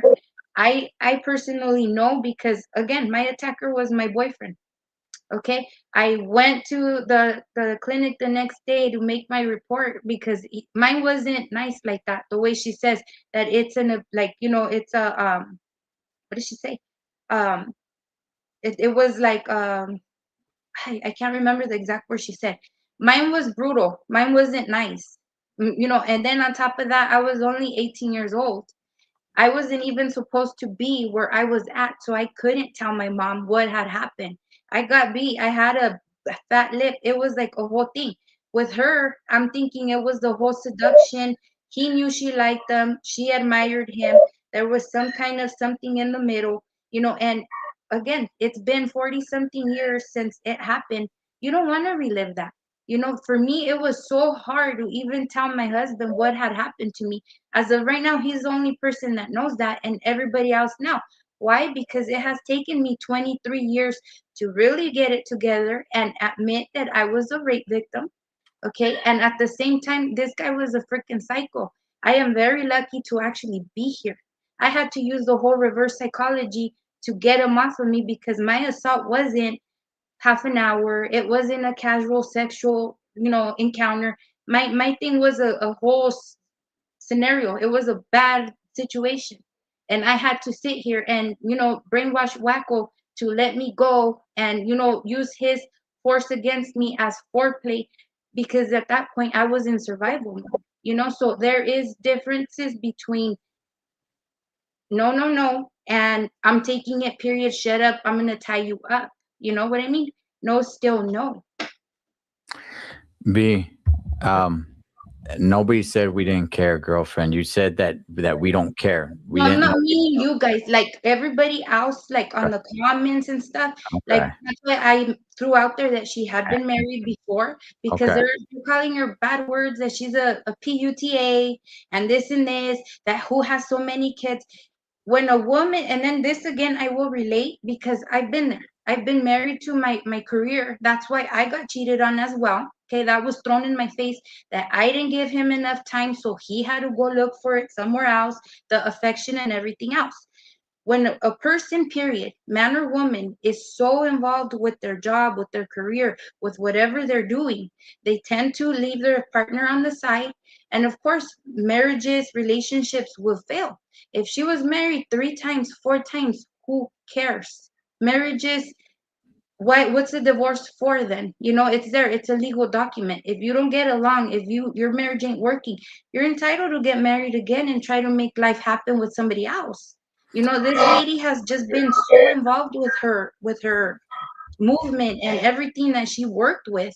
I can see where 4 marriages come from. And then that's where I also think that she ended up getting with the brother. They're so connected. You see the same people every single day. And this, I think a lot of you guys will agree. Where do all affairs happen? At work. There's even a term, oh, my work wife, my work husband. You are around your people so long, so many hours, you grow together. So yeah, I do find it weird that she would end up marrying, not even marrying, because he never got a divorce from his wife. but she made a partner out of his brother. It's weird to me, how if that was your attacker, but at the same time, I put that whole, like, they worked together. She had admiration for him. And I don't know. It's just maybe because I'm a woman, I see things emotionally, not visually. But I don't know. It's believable to me. I believe it. Okay. Okay. And everybody, people are believing it. People are not believing it. People just don't know, right? We don't Yeah. know the truth. Okay. I do want to ask you this. And by the way, B, you've shared your story before. I've shared my story numerous of times, and I'm very comfortable talking about it. I was sexually molested when I was a kid, numerous of times, and it took me a while to talk about it. Nobody wants to say they got messed with, when they were a little kid, but B, also, there's a danger to that though, B. And I'm not trying to change your mind, girl. I'm not trying to change your mind. Okay. You believe her, you believe her. I don't believe her. I'm not trying to change your mind. But it's also this female connection of, hey, it happened to me, so now I believe her. Because it happened to me. So I know what it's like. So I believe her, where it's like, okay, well, just hang on, because ladies have accused men. There was that football player. They made a movie about it from Long Beach. Homegirl accused him of rape at high school, and he was off to a college to start a football career. He got locked up. He gets out, I think like 9 years later or something. He's like 25, 26 years old. He got to play a preseason game with the Atlanta Falcons, and they got her on recording saying that, no, she lied. There's a movie about it. So, things do happen. I understand. I don't, there's got to be a Mason-Dixon line for people where it's like, okay, look, oh, that's why people don't come out, because people aren't going to believe them. Okay. Anybody and everybody can come out and say this happened to them, right? Mhm. That's how people get swindled as well.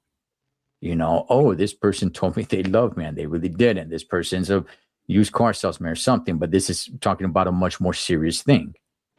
Okay. There's accusations out there that are not true, which is why it's got to be like, okay, got you. But we just can't say, or we just can't say it's true. We could just say, I believe you, or I don't believe you, unless we have evidence. And in this case, we don't have evidence. So if you believe her, that's fine. But at the same time, I just do want to throw it out there, and I'm not trying to change your mind, but there is this female connection of rape victims where it's like, oh, I was raped as well, so I do believe her because it happened to me as well. Where it's like, okay, well, look, I was sexually molested as a kid. Anybody that comes out and says they're sexually molested, I'll take them their word for it to a certain degree. I mean, I don't know why anybody would say that they're sexually molested, but I mean, but there might be some connection or pity party that they want, but I believe you to a certain degree. But I don't, me, myself personally, I take a step back and I say, I got to be careful. I don't fall into this trap where I just start believing everybody, right? To just say like, okay, I believe peace happened to me. I'm not saying you're doing that. I'm saying there is a danger, especially within females, that, hey, she got raped. Now this girl says she got raped. There's no proof, but she believes her wholeheartedly. And maybe she really did. Yeah. Me saying I don't believe her. And I Me know saying, what me you're saying I don't talking believe her about. doesn't mean that she didn't get raped. Me saying I That's don't why believe her. when we first started talking about that, I was clear with the way she came out. Like, you couldn't call it that. Because, yeah, the pictures are worth 1,000 words. Mhm. Look at how she's looking at him. It doesn't seem like she was afraid of him. It doesn't look like she was against her will in any of them. She's obviously kissing him on some of the pictures. There's so many images of them together. So, I know what you're talking about, but at the same time, no is no, period. Whether you guys are okay and sitting together and, you're kissing down and whatever, when the time comes and you are not welcome in that way, no is no, get off me, get away. You know, that's what I believe. Well, I Yes. don't think any of us are arguing that. Hang on, Fred. And you're absolutely right, B. I don't think anybody here has said if a girl says no, that means yes. Nobody is saying that. Yeah, no means no. If she actually did say no, which nobody here knows if it really happened. So to drive this point is like, okay, you know what? Maybe she did have feelings for him. Maybe she did flirt with him. Maybe, you know, he got the idea that, oh, maybe she wants me or something. And maybe they got alone together. And then she said, hey, no. And you're driving the point to us that, hey, no means no. I don't think anybody here believes that, hey, you know, once you cross that line, that's it. Ain't no turning back. Like, no, yes. No means no. Even if she did flirt with him. So if in fact she did say no, which, like I said, we don't know, you know, and, you know, maybe he did rape her. Maybe he did rape her. Everybody got their own thoughts and beliefs. And the thing about it, the truth is that we'll never know. We'll never know. You know, but I do believe he was doing that to the other girls. That I do believe. Yes. Go for it, Fred. You have something to say? No. That was my point. Meaning that nobody here was arguing that part. We understand that part, and I think anybody, or a lot of men should really take that into consideration. But I think that's a well said statement. If no means no, and then that's it. You know. But again, yeah, I have to agree with you on that, man. That it's it becomes a thing where we feel we have a connection to them whichever way. If a man is accused of something he didn't do, then automatically it goes into that, oh, well, me too, kind of deal. Women the same way, whichever or whatever the situation is. Sometimes we got to take our personal belief out of it and look at things for what they are sometimes, because I mean, it's a new, let me put it to you this way. It's a new trend going on in 2020. Since 2025, 2026, it's a whole new thing of a lot of accusations to a lot of people for a lot of reasons. And there is, and I know for a fact, and I will say this, there is a lot of innocent men as well as a lot of innocent women. And I don't care which way it goes. If a woman is accusing a man of, let's say, rape, and that didn't happen. Yeah, the man always gets in trouble. Yeah. I think it's offensive. I think it should be to where now, if you are caught lying, you will serve the time that you accused the man of, right? But with that being said, also, let me say this. I also believe that the woman too is a lot to blame for that in making a mockery out of a real victim. Yeah. You know, and that's unfair.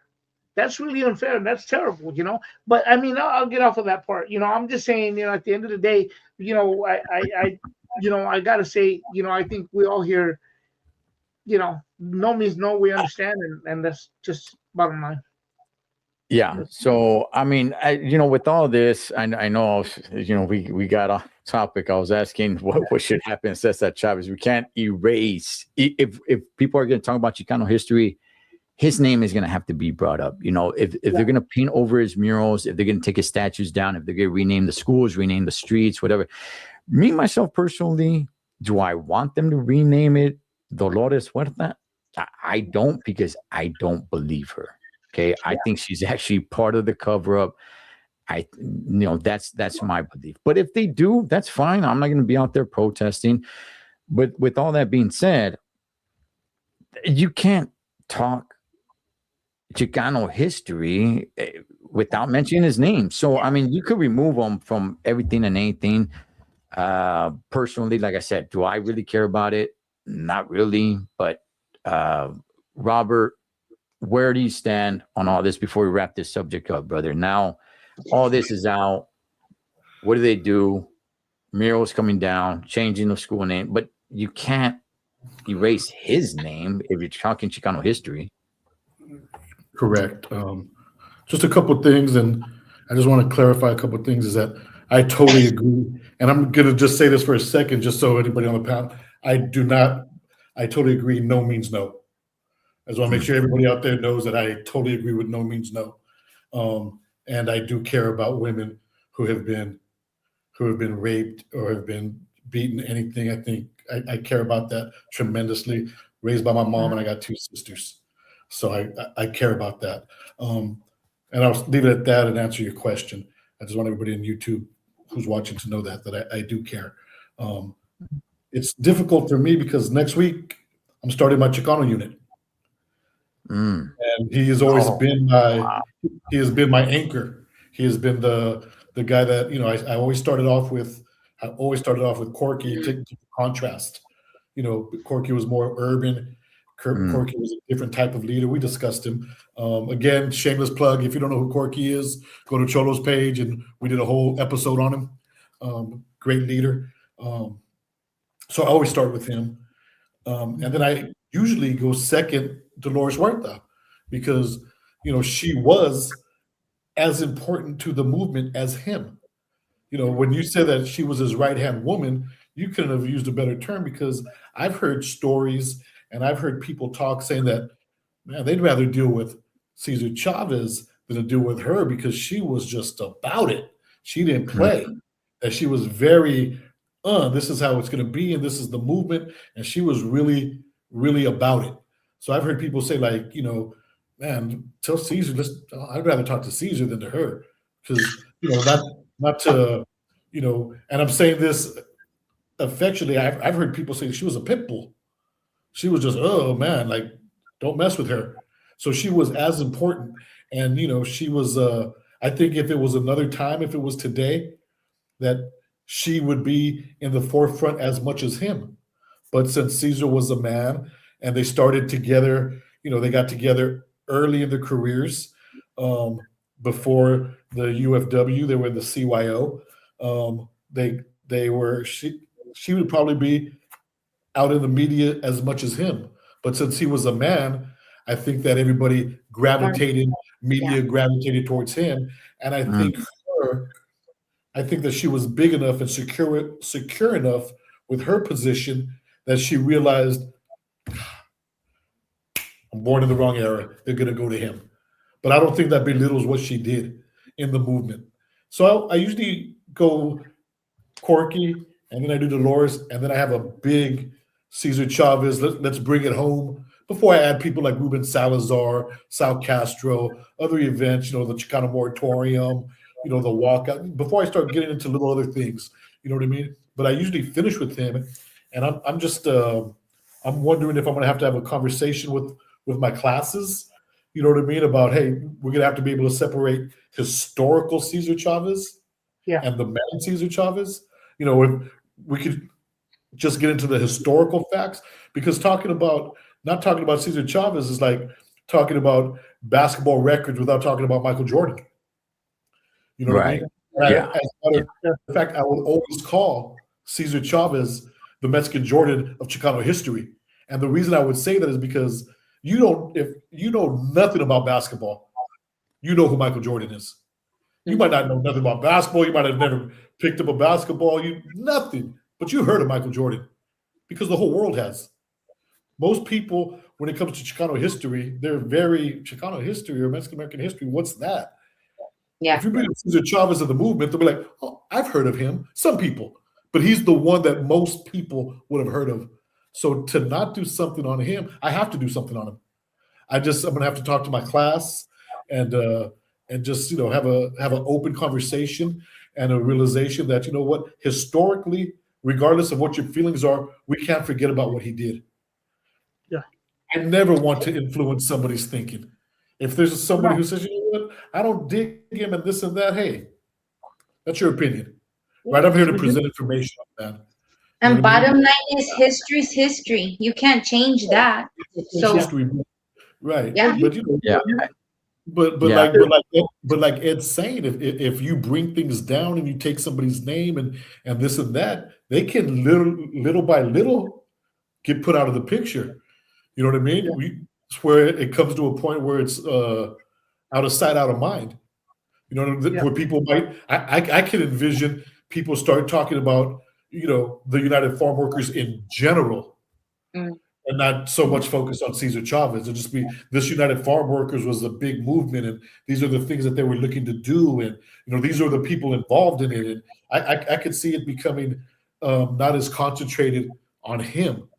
because there's, like I said, there's a big concentration on him because he did so much. And the dude fasted. He knew Robert Kennedy. Priests came and talked to him. People would talk about him like, the Mexican Gandhi because he was non-violent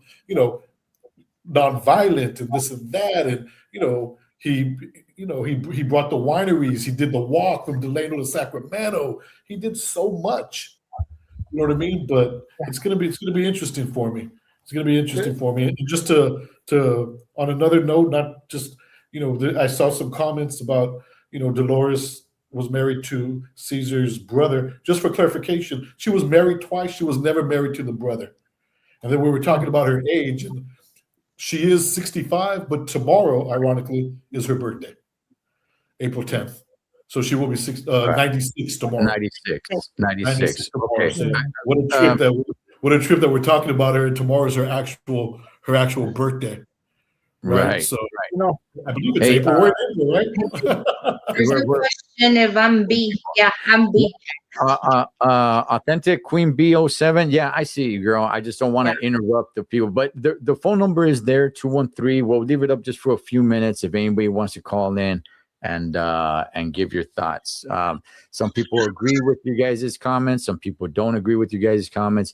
It's all good. Nobody really knows the actual truth. So, Fred, we can't erase him from history. You can't talk about history with him, but they're going to get rid of a lot of street names. Some people are pissed about it. Some people are advocating for it.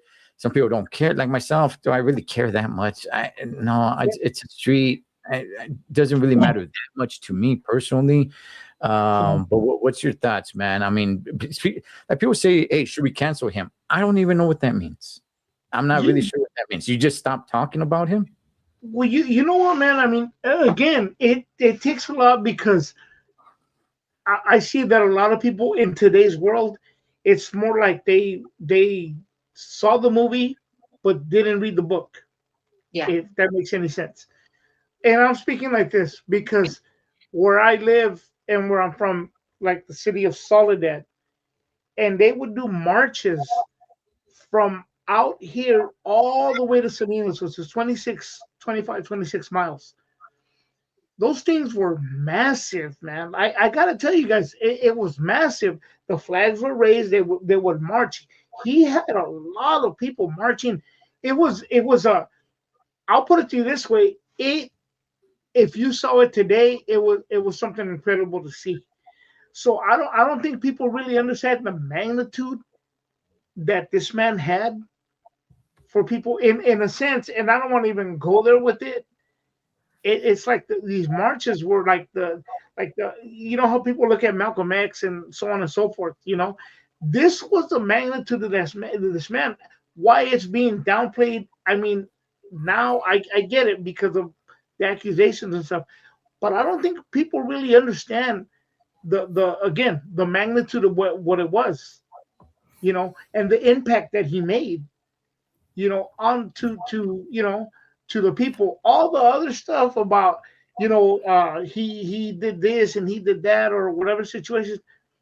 I mean, I don't know. I can't, I don't know.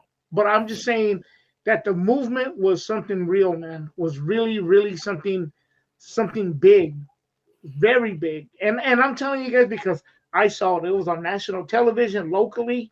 Mm-hmm. You would see it. It was huge.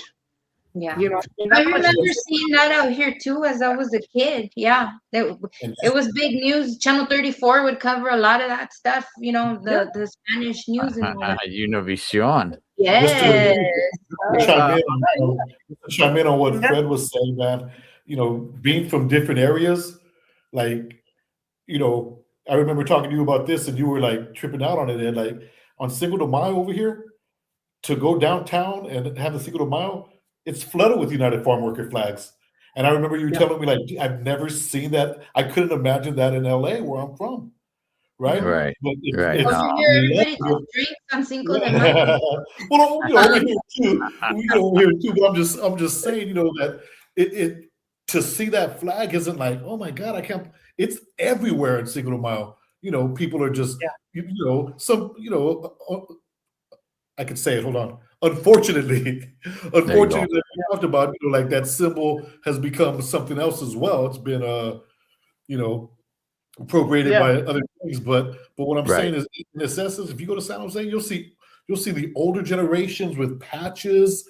You'll see families, we're a United Farm Worker family, and it's just, so to see it all the time, it's weird to me that I remember telling you that you were like, really? Like they got the flag, like you were like, I can't. I think you told me that you never had seen that flag in LA until your Uh, buddy, or like maybe once or twice. yeah, they have it like small in murals, Okay.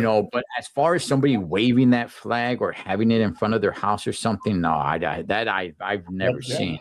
Authentic Queen B07 girl, call in. I'll leave the number up for a little bit. I never said I'm an expert at any of this. I've said it from the jump.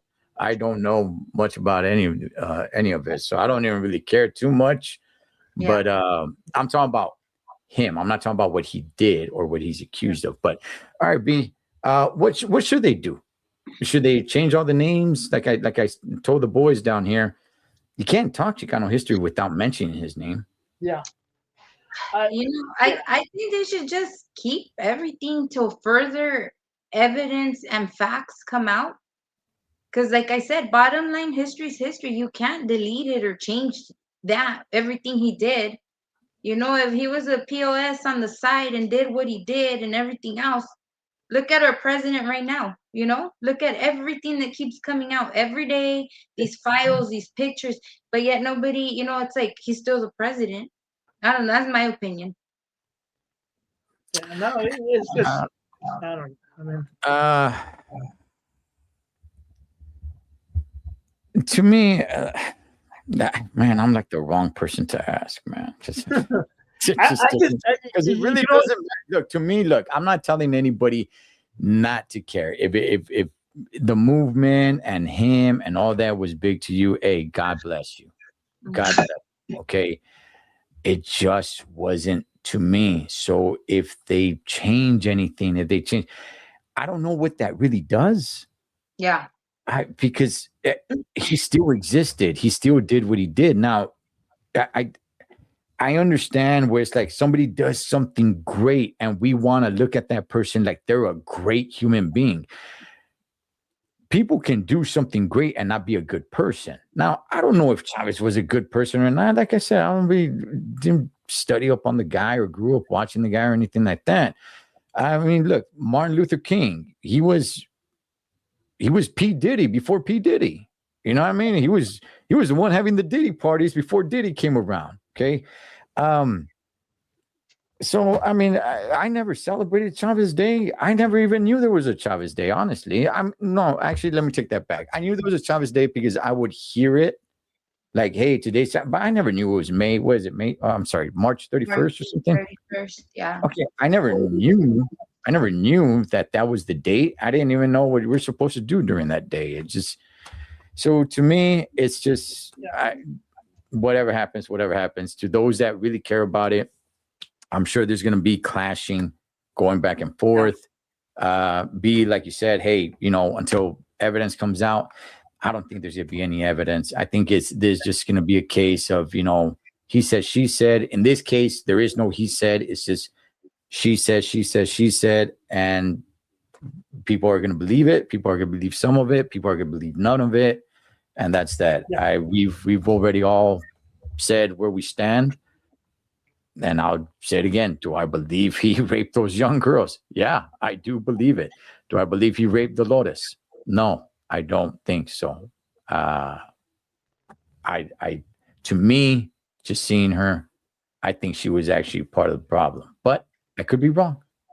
All right, with that, man, we ran pretty damn long, man. Let me let's just watch this little video just because Fred, you brought it up. I went ahead, it's downloaded. So let me go ahead and bust it out here. All right, take that down.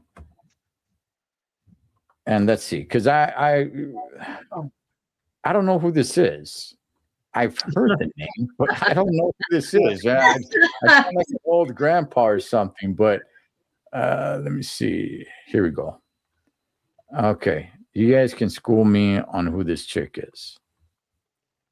All right. Here we go.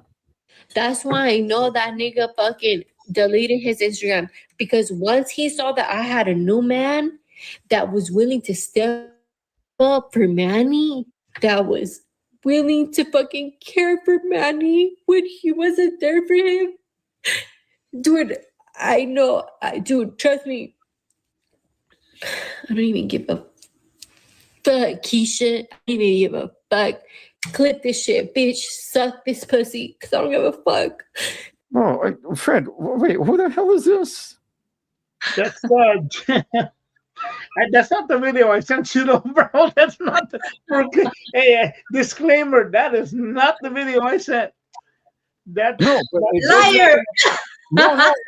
Fred, you sent me a clip, so I went and got the video. Yeah, this is not it, but this is Jenny 6'9". This is the complete different video, bro, than the one I sent.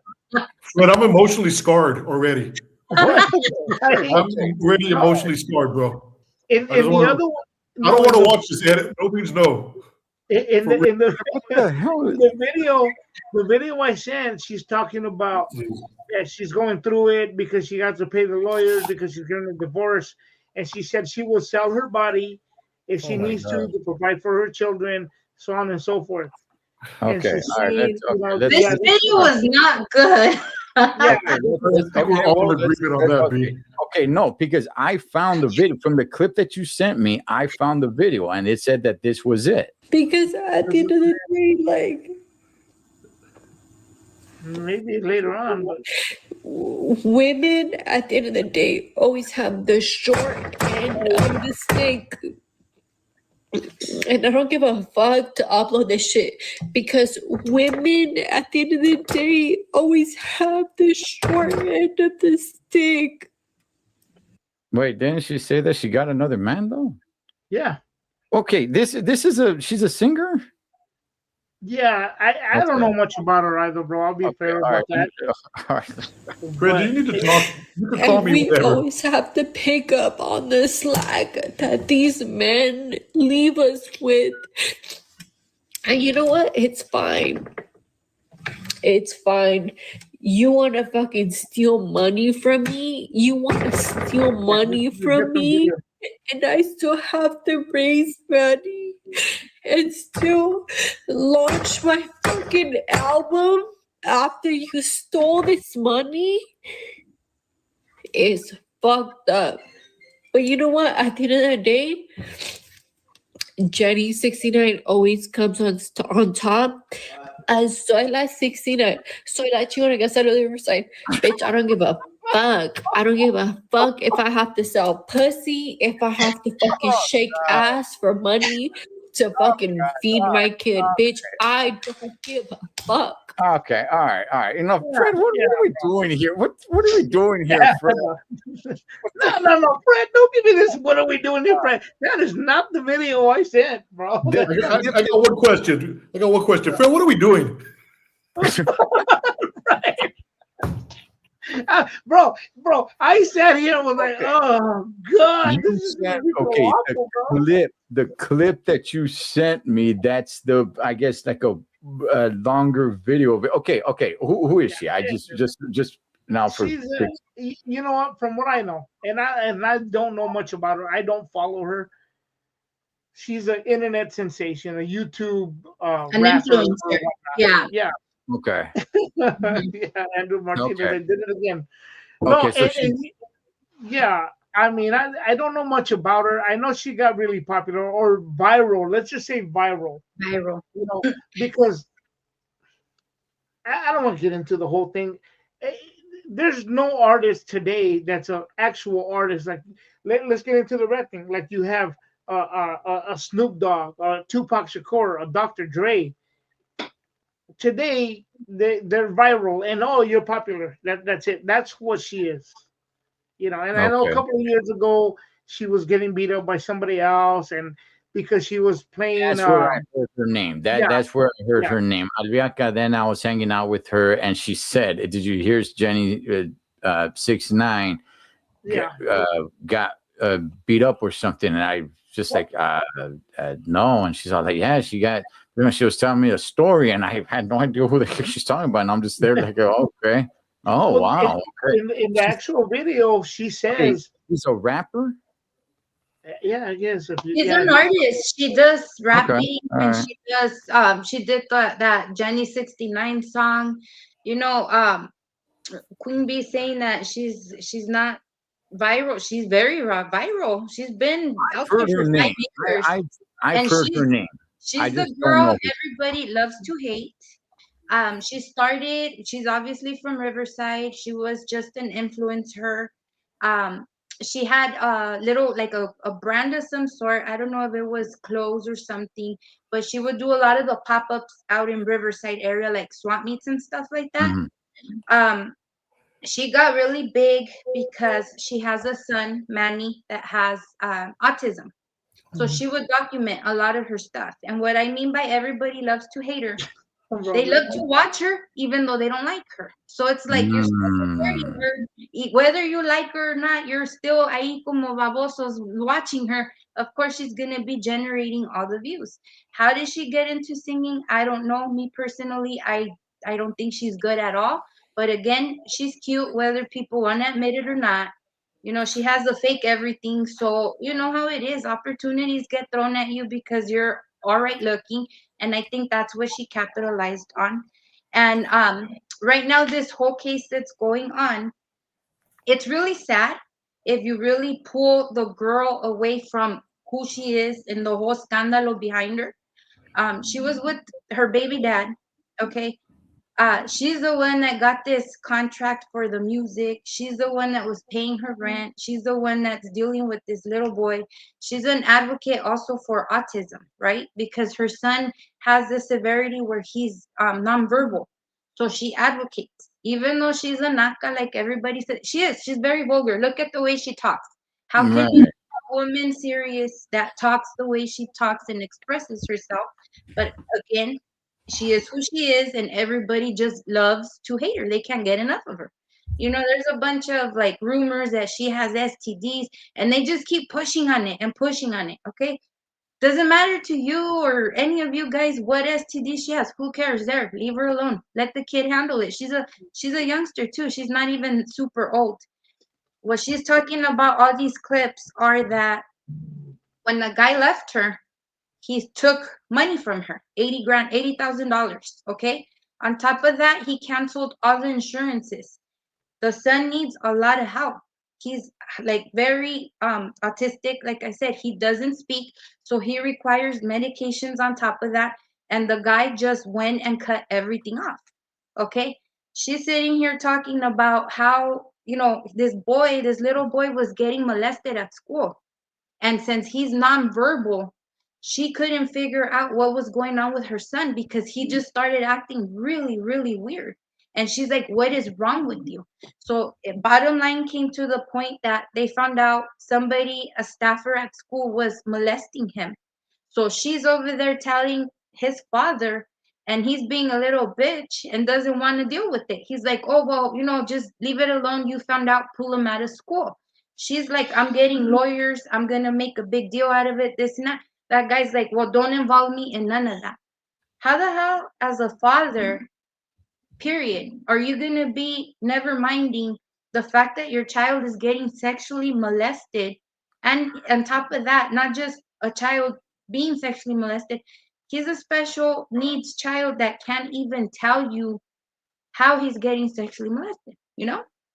So we go back to the whole fact that nobody likes her. So they make a mockery. Every time she puts a video, it's a mockery.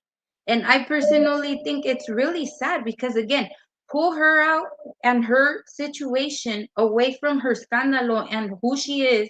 That's messed up. That is really sad. But you know what?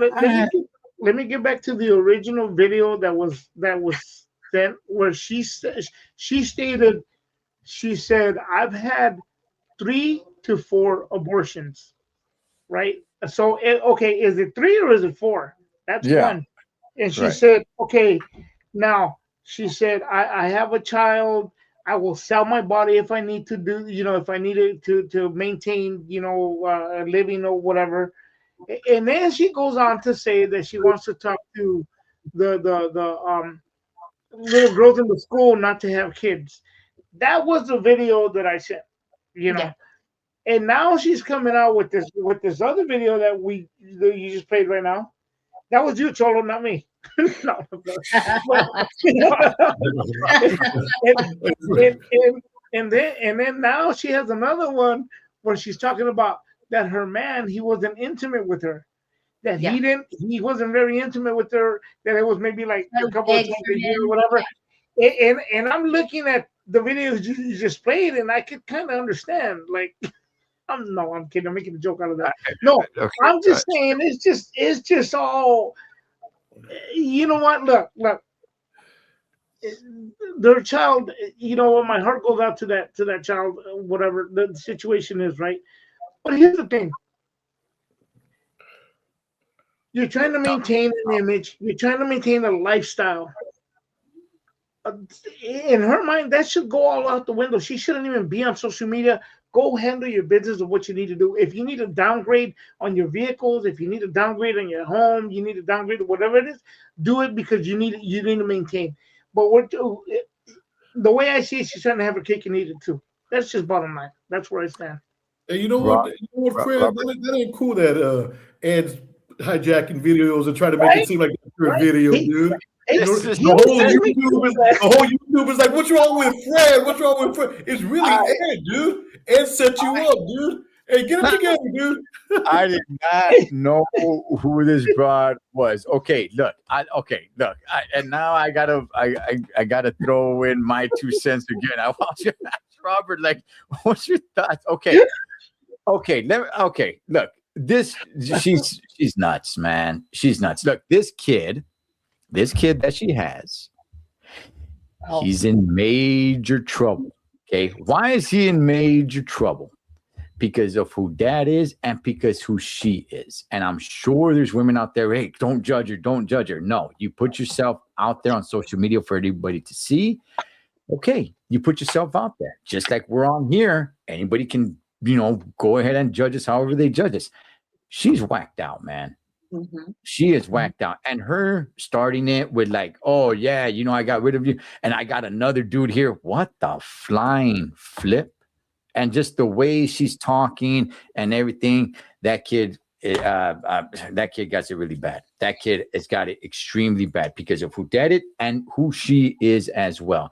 And if she wants to go talk to girls at school, good gosh, are you insane? I don't want that chick going and talking to girls, man. Like, hey, you know what? Watch out for no.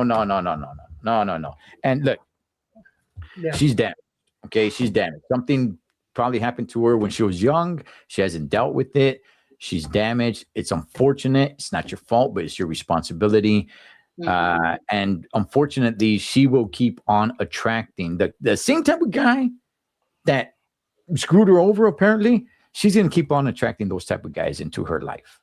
Unfortunately for her, but even more unfortunately for the son that she's over there saying that she will sell herself to support him.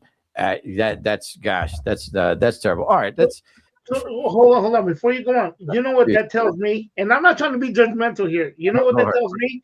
I will sell myself to keep supporting this. In other words, you want the fast money, you want the big money, you want it fast, right? It's to maintain the lifestyle and the image. So where's the love for your child? You see what I'm saying? Mm-hmm.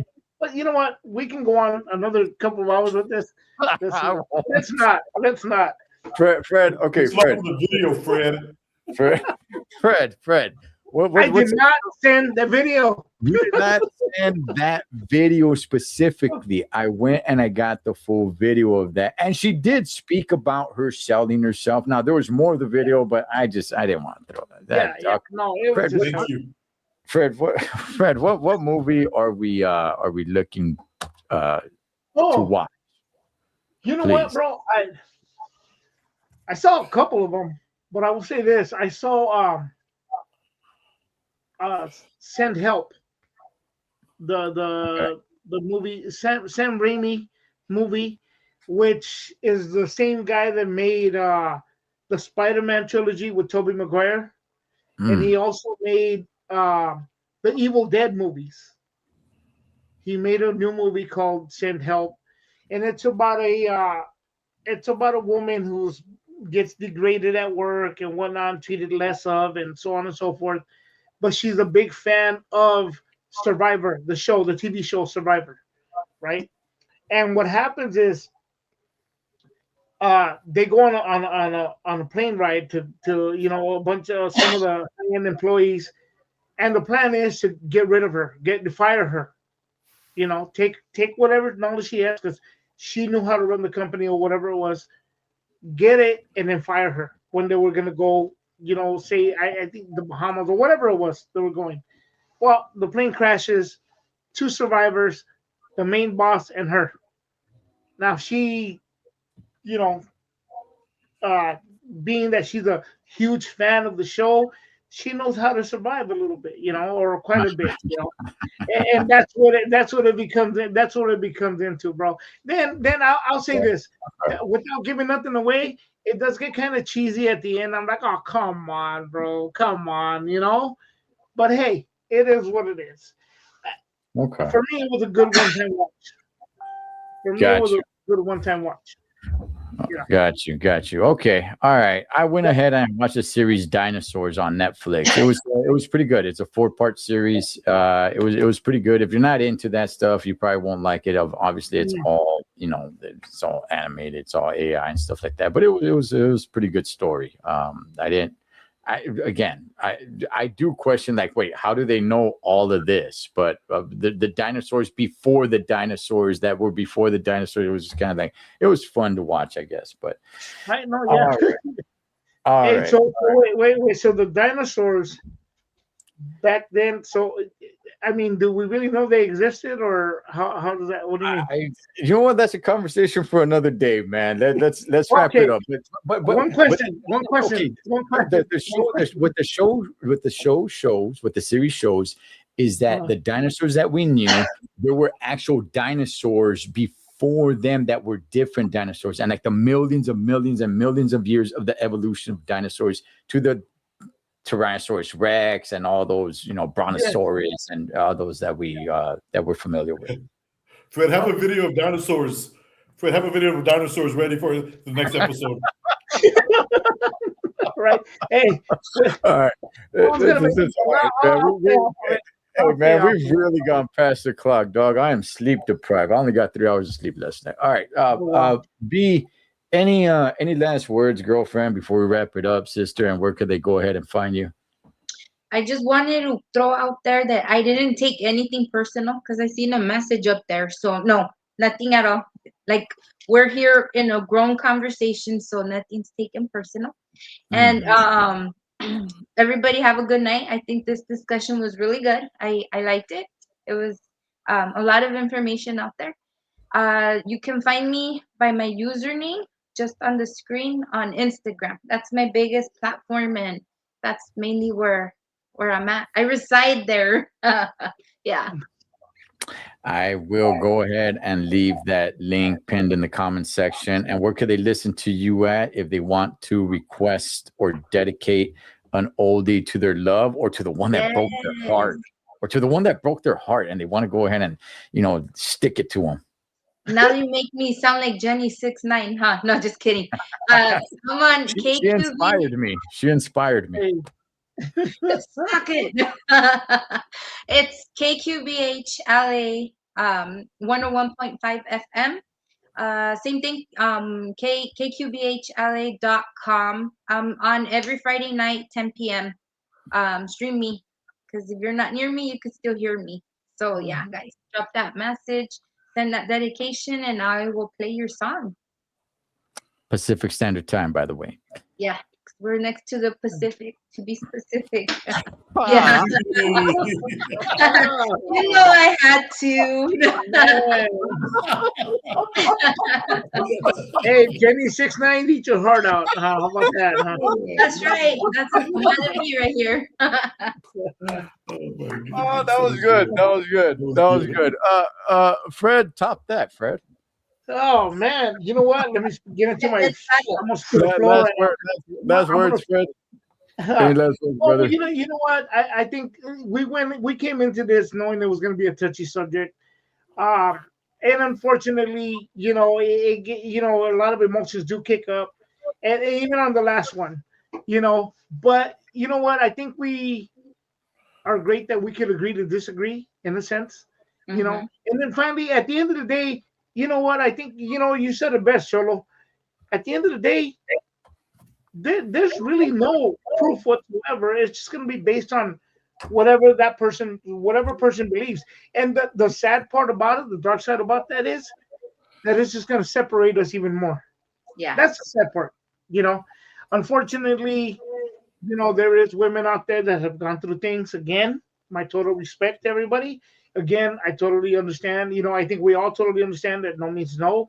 But at the same time, I think too also a lot of women need to clean up their act too and take a little bit of accountability for their wrongdoing. You know, that's it. As well as men, you know. But that, and then I got a video coming up. I think maybe tomorrow I'll be putting it up, or maybe Monday. You know. So, the you know, tell everybody how I really feel. No, not for real. No, I'm kidding. Jenny 6'9" video. Yeah, man. No, I'm not doing that, man. All right, Robert, my man, my buddy, my friend from San Jose. Any last words, brother? Yeah. First of all, thank you for allowing me to be part of this conversation. I think it was a good conversation. It was awesome to do, you know, with the three men, because, you know, we're always together, and, you know, we get together and we start having, you know, we're in sync now. But it was also nice having B here because it was a different perspective, you know, and I think if B wouldn't have been here, a lot of the things that we discussed might not have gone down that avenue, right? Because a woman's perspective is going to be different sometimes from a man's perspective. And I think that added a lot. So B, it was a pleasure to meet you and to hear your opinions. And again, the couple last things I wanted to say real quick is, one, Fred, give me a call. I'm concerned about you. Videos that you're uploading, or, you know, that's first of all, on a whole nother note. And then second, you didn't ask me about my movies or anything, or what, but I want to know, I want to let everybody know, if they didn't know, because I'm excited. I had just found this out, is that on Sunday, Easter Sunday, I always watch The Passion of the Christ. That's something I always do. But what I didn't know is that next year on Good Friday, Mel Gibson has finished his film, The Resurrection of Christ, and it's going to come out next year for Good Friday. And the cool thing about it is he pauses the movie for 40 days, and then the second part of the movie is going to come out. And I think that's going to be really interesting, and I'm really looking forward to that. And the only other thing I have to say is, again, everybody, if you get a chance, check out Ed's channel. You know, and he doesn't ask me to do this, and I'm not a promoter and nothing like that. I just somebody I really respect. He puts together some good shows and some good content. Probably the best ones are with the Chicano studies teacher from San Jose, but I might be biased. But he puts together some really good content. He threw that guy Fred under the bus with fake videos that he didn't send on. Anyways. No, but on the serious, he puts together some good content, man, and he's just a good dude. And I'm always it's always a privilege to talk with everybody. So God bless everybody, and good night to everybody. That's sweet, Robert. I'm gonna make sure I zoom you an extra. Are you on social? Is he on social media? No. No, he's old school, man. He's old school. See that. You gotta write me. I'm gonna write you then, because I need to write me. That's how old school I am. I still got a party line on my phone. So I send it with a pigeon? Oh, yeah. I'm not that old school, B. send a smoke signal. Yeah. No. Robert has had me go talk to his students at his high school a few times. It was definitely a blessing. All right, so let's go ahead. Let's wrap this up. Hey, gracias to everybody here on the panel. Yes, obviously.